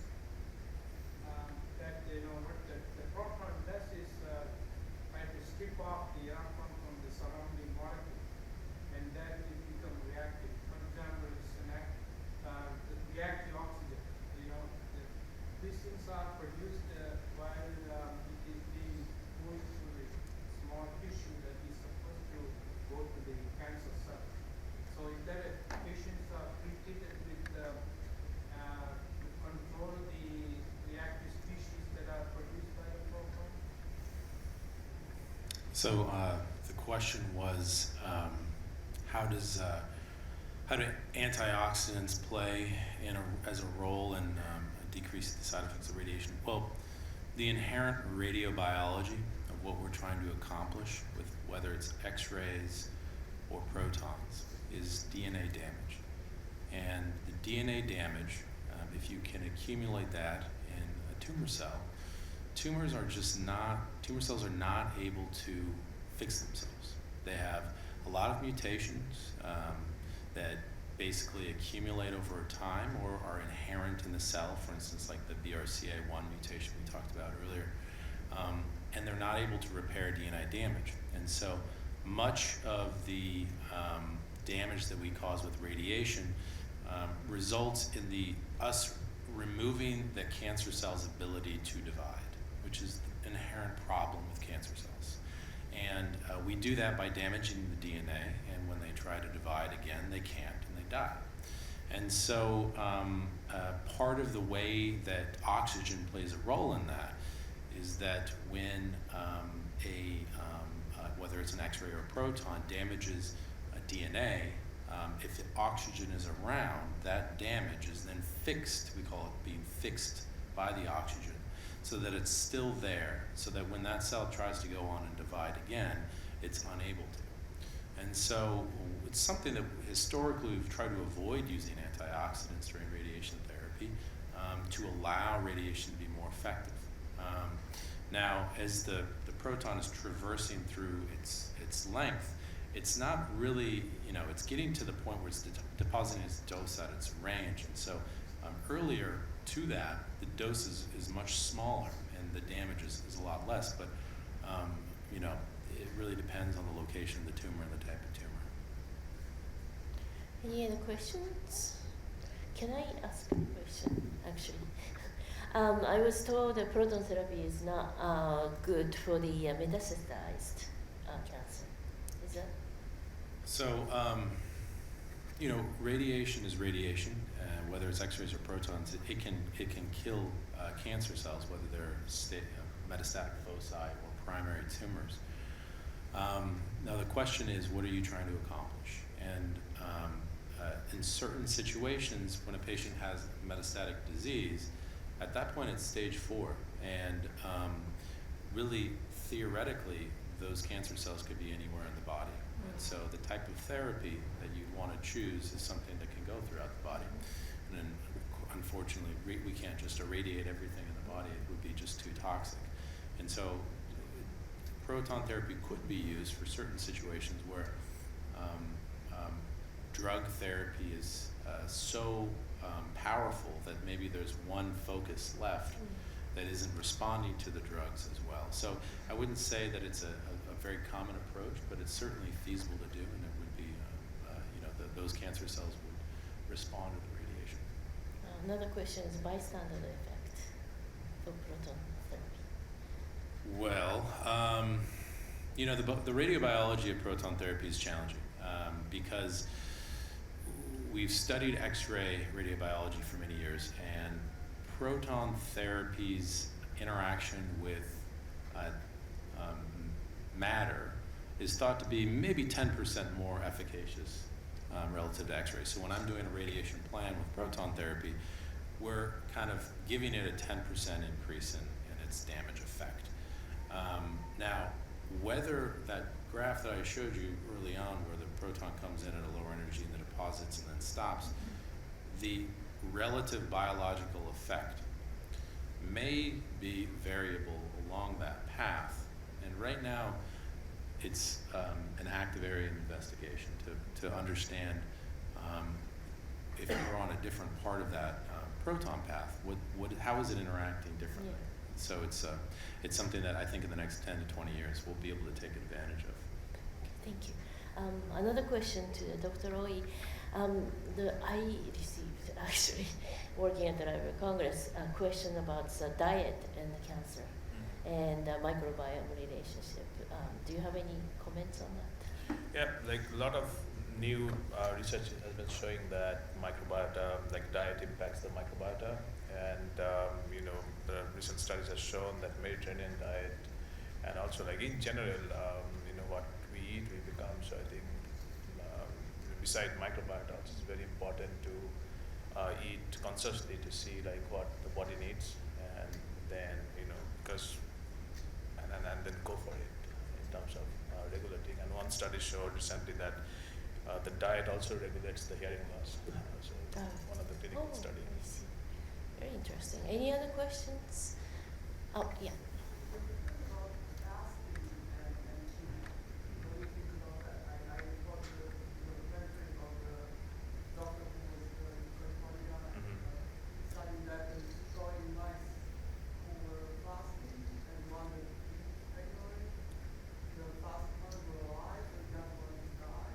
So thank you so much for asking this question. This is a wonderful question. So the question is whether fasting can impact the efficacy or toxicity of the therapy. So in general, there are a lot of recent terms. It's called like fasting, intermittent fasting. So in the current era, there's a tendency that we eat in every 4 hours, 5 hours, and before the body could clean up or utilize the entire food, then another fueling we eat again. So the body never get rest.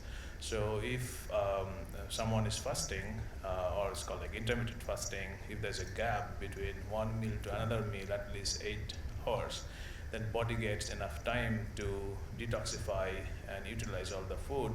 And there's a study shows a couple of years ago from MIT that if the mice, those who are fasting, they have more in the generation of stem cells, and they have better barrier integrity in the gut lining. So once the therapy is given, they are causing less toxicity, and they are more resistant to the toxicity. So the fasting clearly helps a lot in terms of therapy and any other aspect of lifestyles. Very interesting. Another thing you may have heard of, some of the growth factors that are important in cancer are insulin or insulin-related compounds. And so there's some new therapies coming online targeting that system, and maybe they'll work better in patients where we can lower their insulin levels during cancer treatment. So that's also something to look at.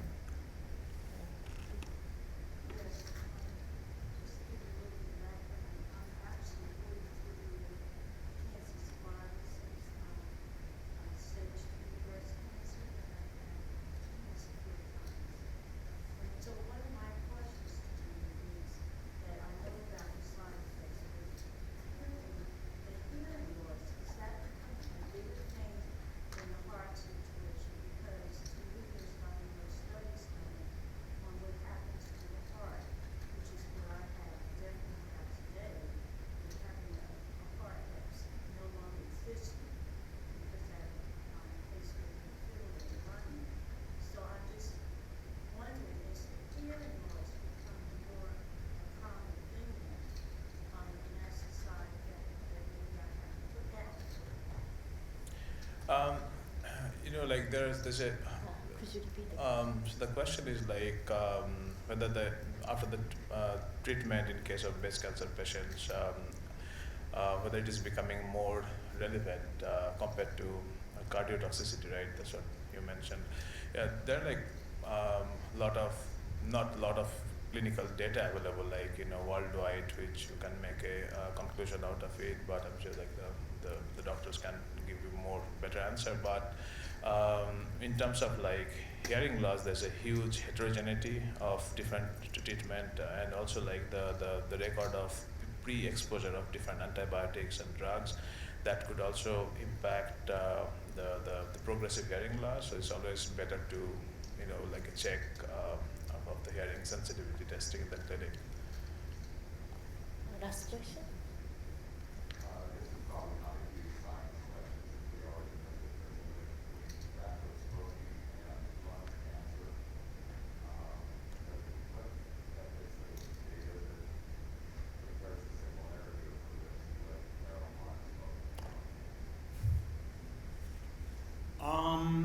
I don't know a lot of good data. Typically, marijuana smokers don't smoke nearly the quantity that tobacco smokers do. I think there's no question that breathing any kind of smoke into your lung is not terrific for your health. But I don't know of specific studies showing a clear increase between marijuana smoking and lung cancer. But Anybody? No. Before I close, I'd like to thank my colleague, Ashley Kaffir. Just put the books together, so if anybody is interested, and also she put together the reference. This is a Library of Congress, so please pick it up, and then thank you so much for all the speakers. Wonderful panel and very informative. I hope